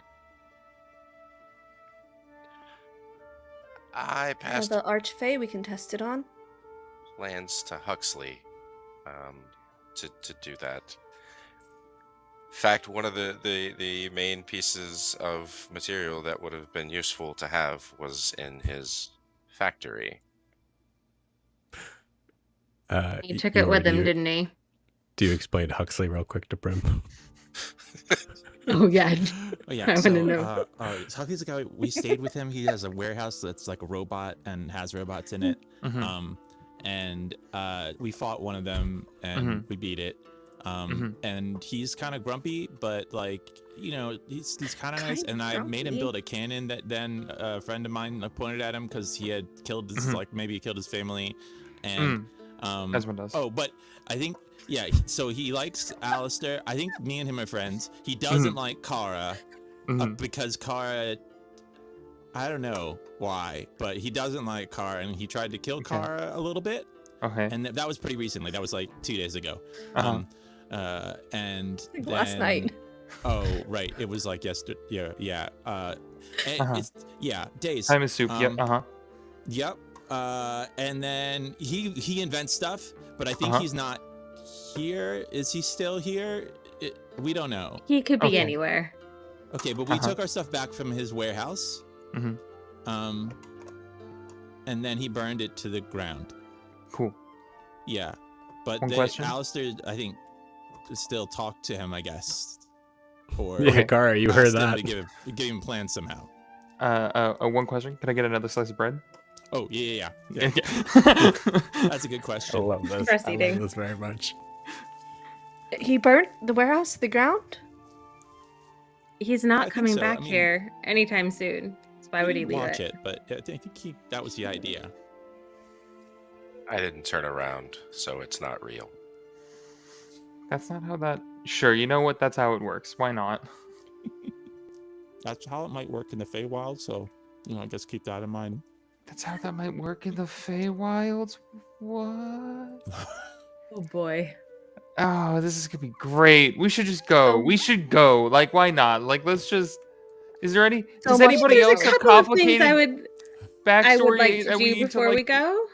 Okay. What But you got? I would like to You got to do yours. study this Maybe lovely sleep? amulet for like an hour and sleep a little. Oh. Yeah. So you guys got the short rest from that. So there was, but I'll say the studying the amulet. We'll say above board. You're able to do that without necessarily having to spend that time. And this is just saying like, I won't be a stickler on that. Not because I want you guys to move anywhere specific. Actually, we'll handle that in a second. But Gwyn, you were saying you wanted to do some things? When we're done this conversation, is there anything else? Thanks for sharing. Yeah. I will say probably during this conversation, Gwen probably is right next to Alistair and like holding his hand and Yep. She knows all this already. So Kara, you probably definitely pick up that Gwen has known for a little while. Yeah, I think that doesn't No help. insight check needed. Keeping secrets against her. Unless Io knows for sure, I rolled a nat 1. No. Oh, So buddy. are Gwen and Alistair a thing, or? Well, they're definitely keen on keeping secrets from the rest of us, it looks like. I shared the we- secret. Have had a day. Look, there wasn't time before. it's fine. It's cool. And, Gwen's just... Alistair's only Alistair, had I'm the sure rod that was for a- like a week. It wasn't a big oversight. Hothir's only been apparently alive for almost, 2-3 weeks. Yeah. Mhm. Okay, yeah, but we're here now, and we're putting things on the table, and Gwen's being just a really good friend in holding his hand through Yeah, what well, was we're probably putting really everything on the hard. table. Anxiety. How about the archfey who has my daughter, who I'm told I can't say her name or else she knows it's said, like some weird magical shit. Can you write it? Yeah, names. Can you write it down? Because that would I make look what at I'm your- going to do next easier. Everybody looks at Yori. Here's the thing about rules in the Feywild. There aren't rules in the Feywild. There's more like some things happen, so maybe some people could write it down. A lot of people don't do things because they just guess that anything could go wrong. But I don't know. I didn't you really have a name there. Mask so said I can't. Mask warned me not to say her name. Okay, well, can you Say ask it. the god what the exact wording on that is? Because if we're going to be a stickler for rules, then we should 100% know the rules. I looked to Mask, who probably heard everything Alistair just said. Hmm.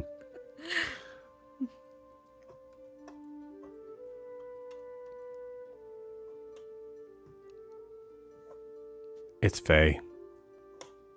I have no idea. You did say earlier. I'll think I write can it. get I'll around write it. it. I don't And think I'm you have to going- do that. I can get around it without you doing that. How? I'm tricky. charades. But how would you know if I don't give you a Well, name? I just need to know enough to describe the person that I want to know about. And we know that she has your daughter and she's the leader. Right? She's the top. There's no one above her. That's what it seems. I don't know that. Well, I know of the people she's we powerful. know, she's powerful. Man, y'all Is are that It's a risk. really We enough? could try it. Yeah, we got a Can lot you of, write? What if- Can I write? B stories. Yes. Yeah. Great. Do this. Car, Okay. please just stop me when I get to the right letter. And I'll Okay. start going through the alphabet until she tells me to stop. And we'll do that. And we'll go through the entire name until we have the name.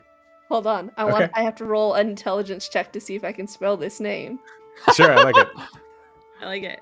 That's fair. I mean, that's not bad. That's a 13. Hey. With +0, that's not bad. Can I spell the name correctly? With a 13? With a 13? Yes. I think you can. Okay. I do that with Alistair. And it Morgause. spells out Morgause. Ah, no, you said it. Morgause. You said it. It counts. That name wasn't at all in the book that I read, right? No, it was not. It definitely was not. No. Okay, Sorry, didn't think not You so. could have said something like, when you're like haunted and then you really don't want to be like extra haunted, so but then you are, and so more of the things that are I already said part of it, darn it. I feel It's like like writing more it down might ghosts. actually be worse because you've like put. We already did it though. So There's a paper I'm trail. gonna. We'll Yeah, burn it there's a afterwards. paper It's trail. fine. No, we'll burn it. Burn We'll- after Trying to reading. find rhymes might be better because it's more playful, but either way. So, very importantly, when I say the name out loud, I want to scan the room. you are actually saying it out loud. Do any Phenomenal. sensors pop up in the room? I know because I've seen like scrying balls before. You broke the DM, Clinton. Nah. This is the rolling time. This is the fun part.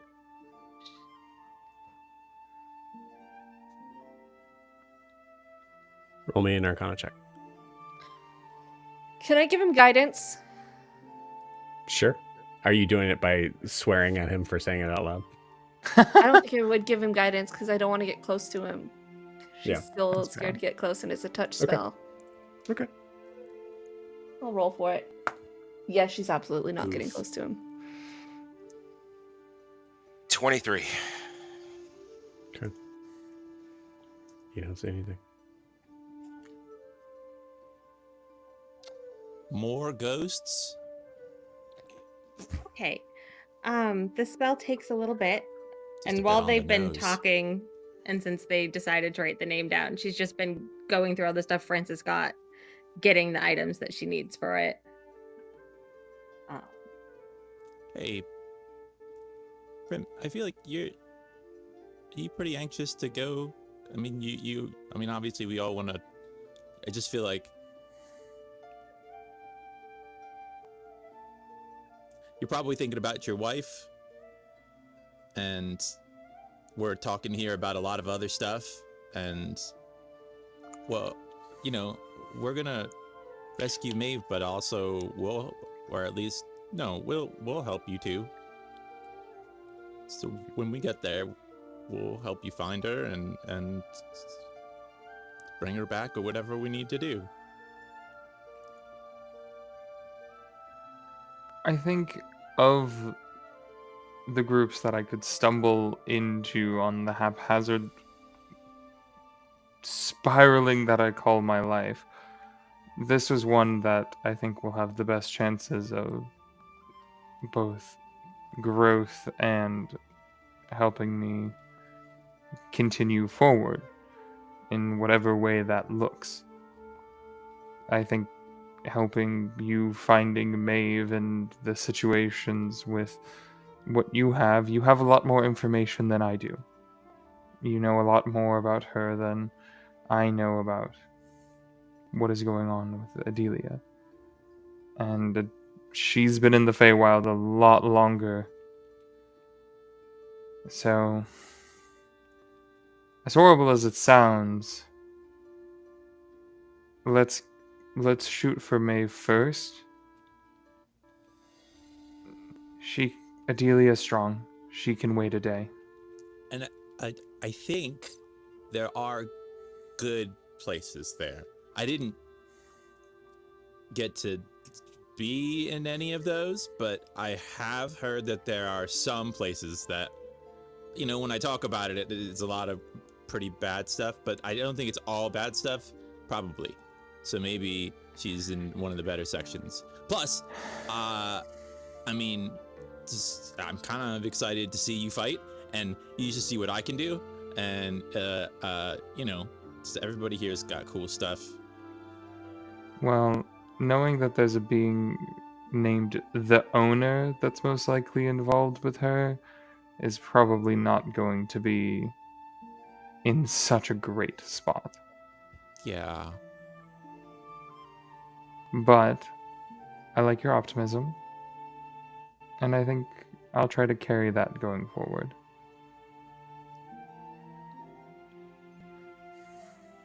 I gave you a button. I will sew it onto my scarf. I can't explain that one. it's a And button. she'll put it in her pocket for the time being in her coat, but she does plan on, once she gets some needle and thread, she'll sew it onto the scarf. Are we going tonight, or do we have other things to do first? Not necessarily. And now. that's, Gwen's I been think, trying to do to something have a here, so spell. Oh, I'm sorry. That's That's okay. okay. It takes a while to get it all set up, so. yeah. So I think while you guys have been doing this, Gwen, you're going through like the process here on this. Is there like in the foyer or well, where is there a blank wall anywhere? Because I have an idea. Yeah. There's like a Or even if I have to take down painting so I get a surface that I can project yeah, I think something on. there's like a very light sort of pattern wallpaper, but it's not it's pretty blank for the most part. Okay. Sorry for let's see. With prestidigitation, I can do something. I can make a color so for an hour, and I'm gonna clear a surface of his Cool. wallpaper that's just blank. So Hadrian's getting redecorated right now. And then as she's setting up the incense and everything, she's like, I don't know how this is going to look. You should all come watch. It takes about 10 minutes. So she would wait until then because she knows attention spans are herself included. Challenging. Nice. So- Like it. Yeah. And she's going to take the paper that the name is written on. And as the incense gets lit, she's going to take the paper and burn it in the incense. And as she's casting the spell, I think like the name sort of burns off the paper, projects against the wall. And I imagine it looks kind of like an animatic storybook up on the wall, like Nice. images and text rearranging itself into the story of Morgause. Very notably, Gwen never says the name out loud. She's using the paper as sort of the conduit to cast the spell. Okay. You said And I know this violet is different than quartz. what I sent you, but we ran off the rails. So, All right. Okay. yeah. I'll try my best. Okay. As you, so you're casting, this is your casting legend lore, Legend correct? lore. Yes. You got it. And I think as she's casting it, she's sort of sitting, I think, on her knees in front of all of the incense, tail holding the quill, sort of directing the words into place as it happens. Cool. You see the wall seem to open up into a depiction of an open tome. We see runic markings that shift and shift and shift again into languages that no one here understands as it is being written out, and almost as if it is like searching for the right language for the user. Finally, it rests on the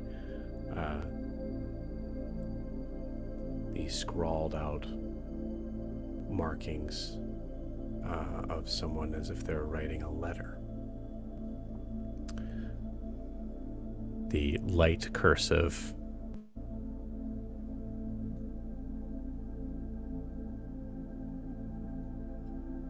reads out at the top, Morgause, the Queen of Air and Darkness.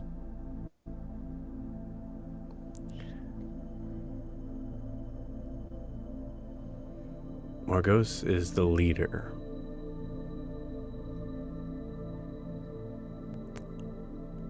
of a faction known as the Violet Court. Oftentimes referred to by another name, the Unseelie. She is a being of extreme power, especially in her own domain. Her true form is unknown, as she is always seen veiled in shadows and surrounded by an aura of visceral, almost tangible fear and attraction.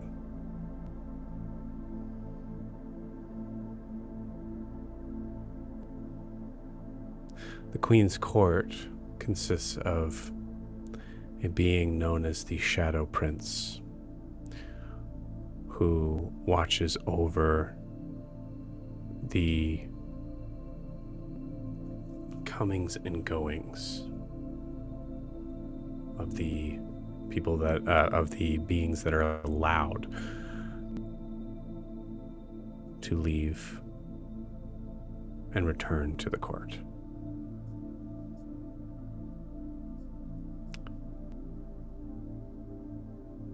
The gloaming warden is the master and the ruler of something known as the Wild Hunt.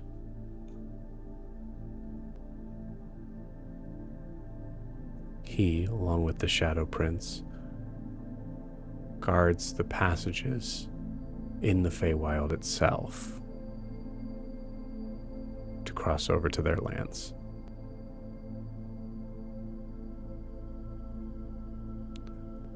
To her left is someone known as the Twilight Oracle, a seer whose visions help guide the court's decisions and strategies.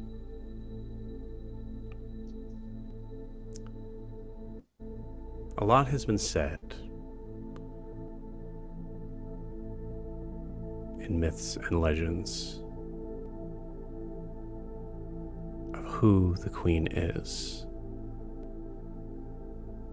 It is thought that she was once a mortal who was betrayed and transformed by Feywild magic.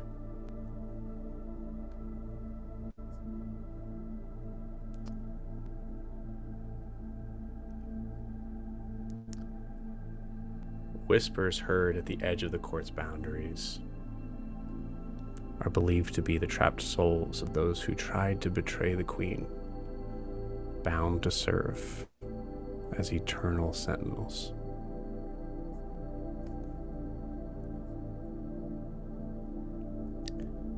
It is said that those who enter the Violet Court, if they are not from the Feywild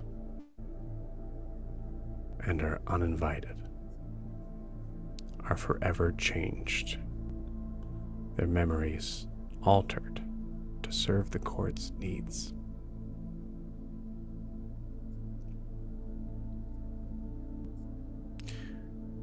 It is in fact true that the court's power is strongest during the twilight hours, when the boundary between the Feywild and the material plane is the thinnest.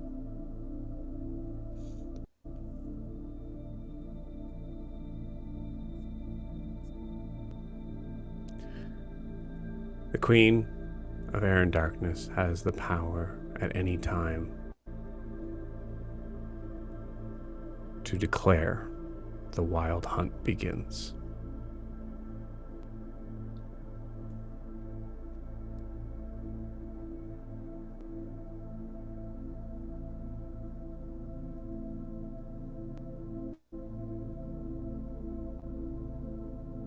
In the Violet Court, the Wild Hunt serves as enforcers of the Queen of Air and Darkness's will.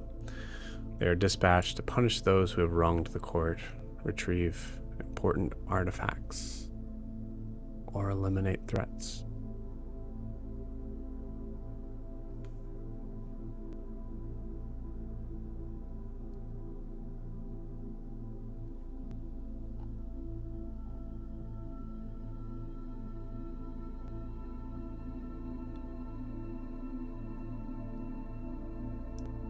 I believe that's it.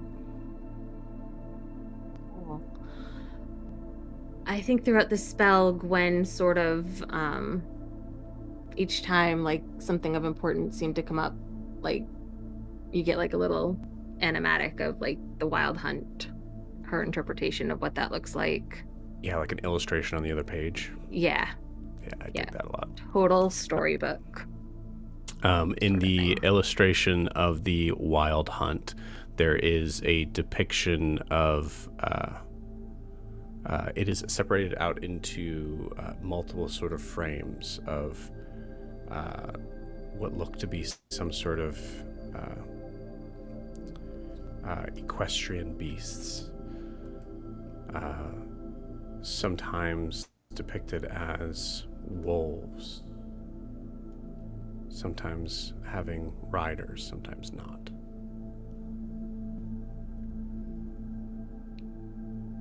I think as This the spell sounds- ends,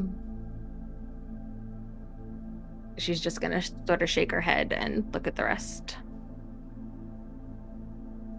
All right, that's more than we knew. Can you do others? If I rest a bit, I can probably do one more tonight. Oh, is it like It's pretty high level magic. But well, it was really I mean, I know that information was really like uh is important, but also that's just a really cool spell and you should do it. Just mixed if you do it again, let me know cuz I want to see. And also if you ever take requests, let me know cuz I have some people that I'd love to find a story of and watch a story of. That would be cool. absolutely, Yori. I think the one thing with this spell, it has to be somebody who's already pretty legendary for it to work this way. Oh, I have some ideas. All right. We every night before we go to bed, if I have the spell slot, we'll do a story. All right, get ready, Joe. Yeah, get ready, yeah. Joe. We're gonna send you. That's such a. Oh, that's my least concern, honestly. That's such a like. That is bordering on the like. Hey, mom, can you project a storybook on my wall Yeah, like, before I that's go what to just bed? happened. And the way Yeah. she described it was awesome. Of course, like, there's no other source for that. There's nothing I'm watching movies or TV as Yori. That's like the coolest thing he's ever seen. There's somebody who likes feel stories. like- It's amazing. For one of the first time, Gwen's like, "Oh, yeah, Yori likes me." So, Car, you had a question?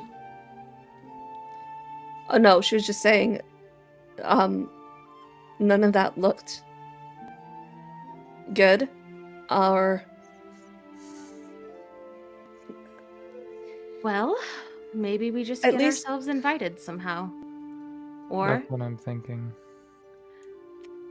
there's different areas of the Feywild, you said, right, Yori?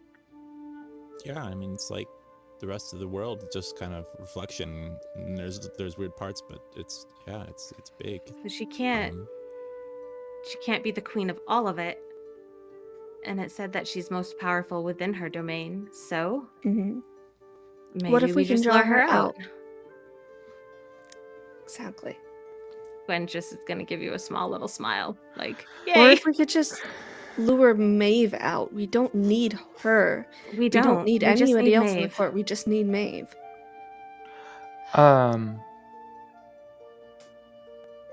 There might be ways. I mean, infiltration, right? I mean, I think normal tactical infiltration will not be sufficient with someone who seems all-knowing and all-powerful within her domain. well then She's got let's those go ghosts. weird. I wonder. I like weird. I wonder if someone who's been invited could bring guests. That's what I'm wondering.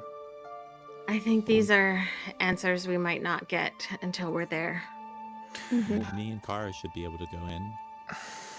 We're Though not- Fae. It's I kind don't of think we can unclear invite if you had people to be afterwards. Fae and invited, or if just That's the being big one. Fae would work. I guess I'm That was kind of ambiguous. Fae, if you Well, count. Oh, I'm kind of the opposite of Fae, so I may be able to pass if she wants me there. She did want me. I'm just gonna say it up front. I think we should avoid separating as much as possible when we're there And making deals. and making deals. I Gives a did not quick make a glance deal at with the Kara. creepy voice in the sky. I'm I really proud am of you, getting- Kara, for that. A voice in the corner of the room that no one can hear except for Kara goes, "You're welcome, by the way." She just smiles to the corner of the room. Mm-hmm. That's weird. She's What's over there? smiling at nothing again. It's weird. Smiling at the corner. Fucking weirdo. It's a Anyways, nice corner. Yeah. We could also, I mean, as far as I know, that there's, the Unseelie and the Seelie, and I don't know if they super like each other. A lot of it's confusing, and sometimes I've read books about stuff that's kind of just storybook stuff about the Feywilds, because my own experience isn't super, but Well, it's- I would don't have know a if we big would want to power. make a deal with the Seelie to get at the Unseelie, because I think they might still want deals. Yeah, I think sometimes what they do is they sort of like you use a second big power to point it at the first one, and then while there's like chaos going on, then you do the thing that you need to do. So, if that option Give presents Yori a itself, I high guess five. it'll be, yeah, I remembered. Or we just get Maeve out and leave. Well, probably your wife too. We I might need a assume you wanted- distraction Yeah. to get I Maeve am out. trying. Maeve already. That sounds complicated as all get out. We'll figure out Adelia when we'll figure her out. That already looks like we're gonna need a lot of help and a lot of people and Got a potentially. lot of smart people on our Well, we team. have us. The 6 of us is it. That's all that's going. I'm talking about when we get there. I think you're saying we need to make more friends. Uh, With Without common making goals. deals. With no gold. No deals. Perfect timing, Al, with the I think either we're going to need to make friends in high places, or some of us are going to have to make deals that we can get out of. That's tricky with the Fae. I don't think Look, they're straightforward. At this point, We have another problem. what I don't know now? where Emir falls into this, if he's one of these Can I princes beat or him up? wardens. I would like you to, but Great. he works on her court. I don't know if he's important enough to have been mentioned, but I do already have a standing deal with him that I haven't delivered on. The gloaming warden, right? The one who's in charge of the wild hunt. What if that's what she started 4 months ago? In the She's the material o- plane. It didn't say anything that the wild hunt had to be contained Say, to the Feywild. What if... And you said Emir is in the... He likes to hunt things. is Emir the That's a warden? couple of coincidences, right? He might be the warden. So then that means I've already made a deal with the warden. Great, so That you're might probably be our invited. in then. You're invited. Maybe. What did He, you have he- to uphold, though? He did, I think you're supposed to well, kill he did some guy. say I was supposed to deliver Pest Dead or Alive, and Relis Mira, and Slagtand. I have done none of those. I also did Okay. scry on him that one time, and Uh-huh. he was talking with the queen. She wanted him to get rid of me, and he was certain that this coming back here would take care of it for him. And now that it hasn't, his Mhm. hunt might be back on for me. Cool. Okay, hear me out. He can also be anybody, so like sometimes. Yeah, he can be you- anybody. Like, yeah. Oh, like, and that's why Which you is did the. which is why I and freaked then- out and asked who you. Ah, I'm okay, I sorry. see what's Yeah, going I on thought now. you were him. Yeah. It. No. Nope. Nope. we do all that a good. lot, but like, there's On no me. point because, like, I mean, if he could be anybody, he could be anybody. So like, if we can Mm-hmm. either just always question everybody and everybody hates Yeah. each other, or we can just kind of. I don't know. Just we can't figure it out. So let's just pretend we're friends and move on. I'm just worried that that deal is open. Somebody else might. Yeah, find So I out. mean- the thing about open deals is that there's room for negotiation. I've already negotiated. Not that I'm it saying twice. that that's our first, go to. I mean, But open deals are better than closed deals. if they're monitoring people that are going in and out of the material plane, I mean, if we might be able to two birds in one stone this, right? If in the idea of if the owner has been coming in and out of the material plane and the Feywilds, and he's not on the Unseelie Court in any means based on any of that description, could he be doing it unsanctioned? The question too is, would the Unseelie Court care if he doesn't pass into their lands? But also, would they care if we brought him to them? I don't know. It's a possibility. Yeah, I guess I mean, I have a history there. I's got like some sort of elder god. He's maybe mad at him, and Kara's got to deal with people. Alistair has, I guess another. It's not an elder god. I guess is used for a different. The rod thing. So we all got a lot of baggage. And I guess we'll deal with it as it comes up. Pretty much all we can do. You don't have any like gods chasing you, Prim? Me? No, not that I'm aware of. All right. I mean, Gwen, do you have any? Girl. No, I just. There was somebody, the librarian, but we had a difference of I feel like that person opinion. would be very easy to sort out. You seemed pretty aligned on the docks. That was. Do y'all I'm need not going to have apologize for saving your life, Kara. Baggage. I Yeah. guess it's a good thing I have strong legs then. Yes. Speaking of baggage, I'm pretty sure that all of Gwen's stuff is probably just like spread out in the foyer at this Okay. point. I like it. It's a lot. Well, there were circumstances. She I had have like a a fix. pocket world. Yeah. That's right. I can make my own pocket world now. I don't need anybody What? else's. I didn't know you could make another one now. horrifying. Something different. You all hear a voice near the front door, and I realized at a certain point I did say that you heard the door open and close. There's no door. There's no door. I was gonna say. I was like, he makes Yeah. the noise. He makes that. So in this, so in this moment, all you hear is a voice go. It's very hard to make a cool. Kara runs out entrance." to him.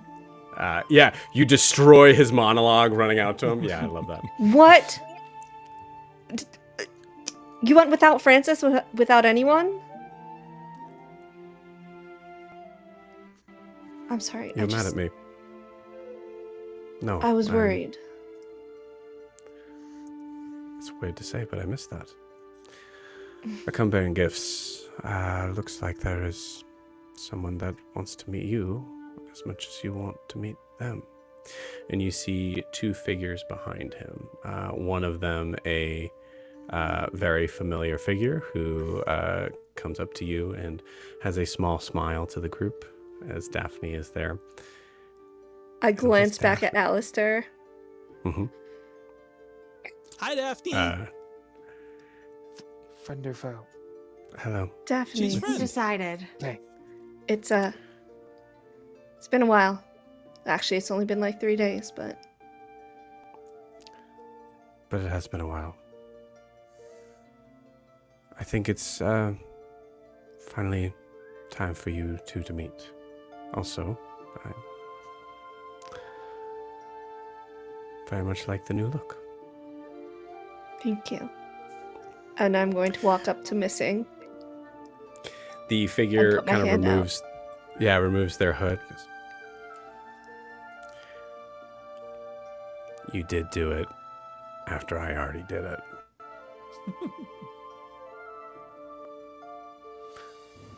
But it's cool enough anyways. And extends a hand. And there's this very weird moment where these two just paler than pale hands shake. While I'm shaking his hand, with their hand. Mm-hmm. Insight check. Do you want to? Do you really want to? Oh. I'll let you spend a week to think about it as Missing looks to the rest of the group, still holding your hand. Okay. Yeah. Like your eye color. So, this is it. Okay. Hi, I'm Prim. I'm new here. Right. Well, what have you guys been up to? And with that, we're going to end tonight's session. Oh We'll see you guys next week. Mostly baby.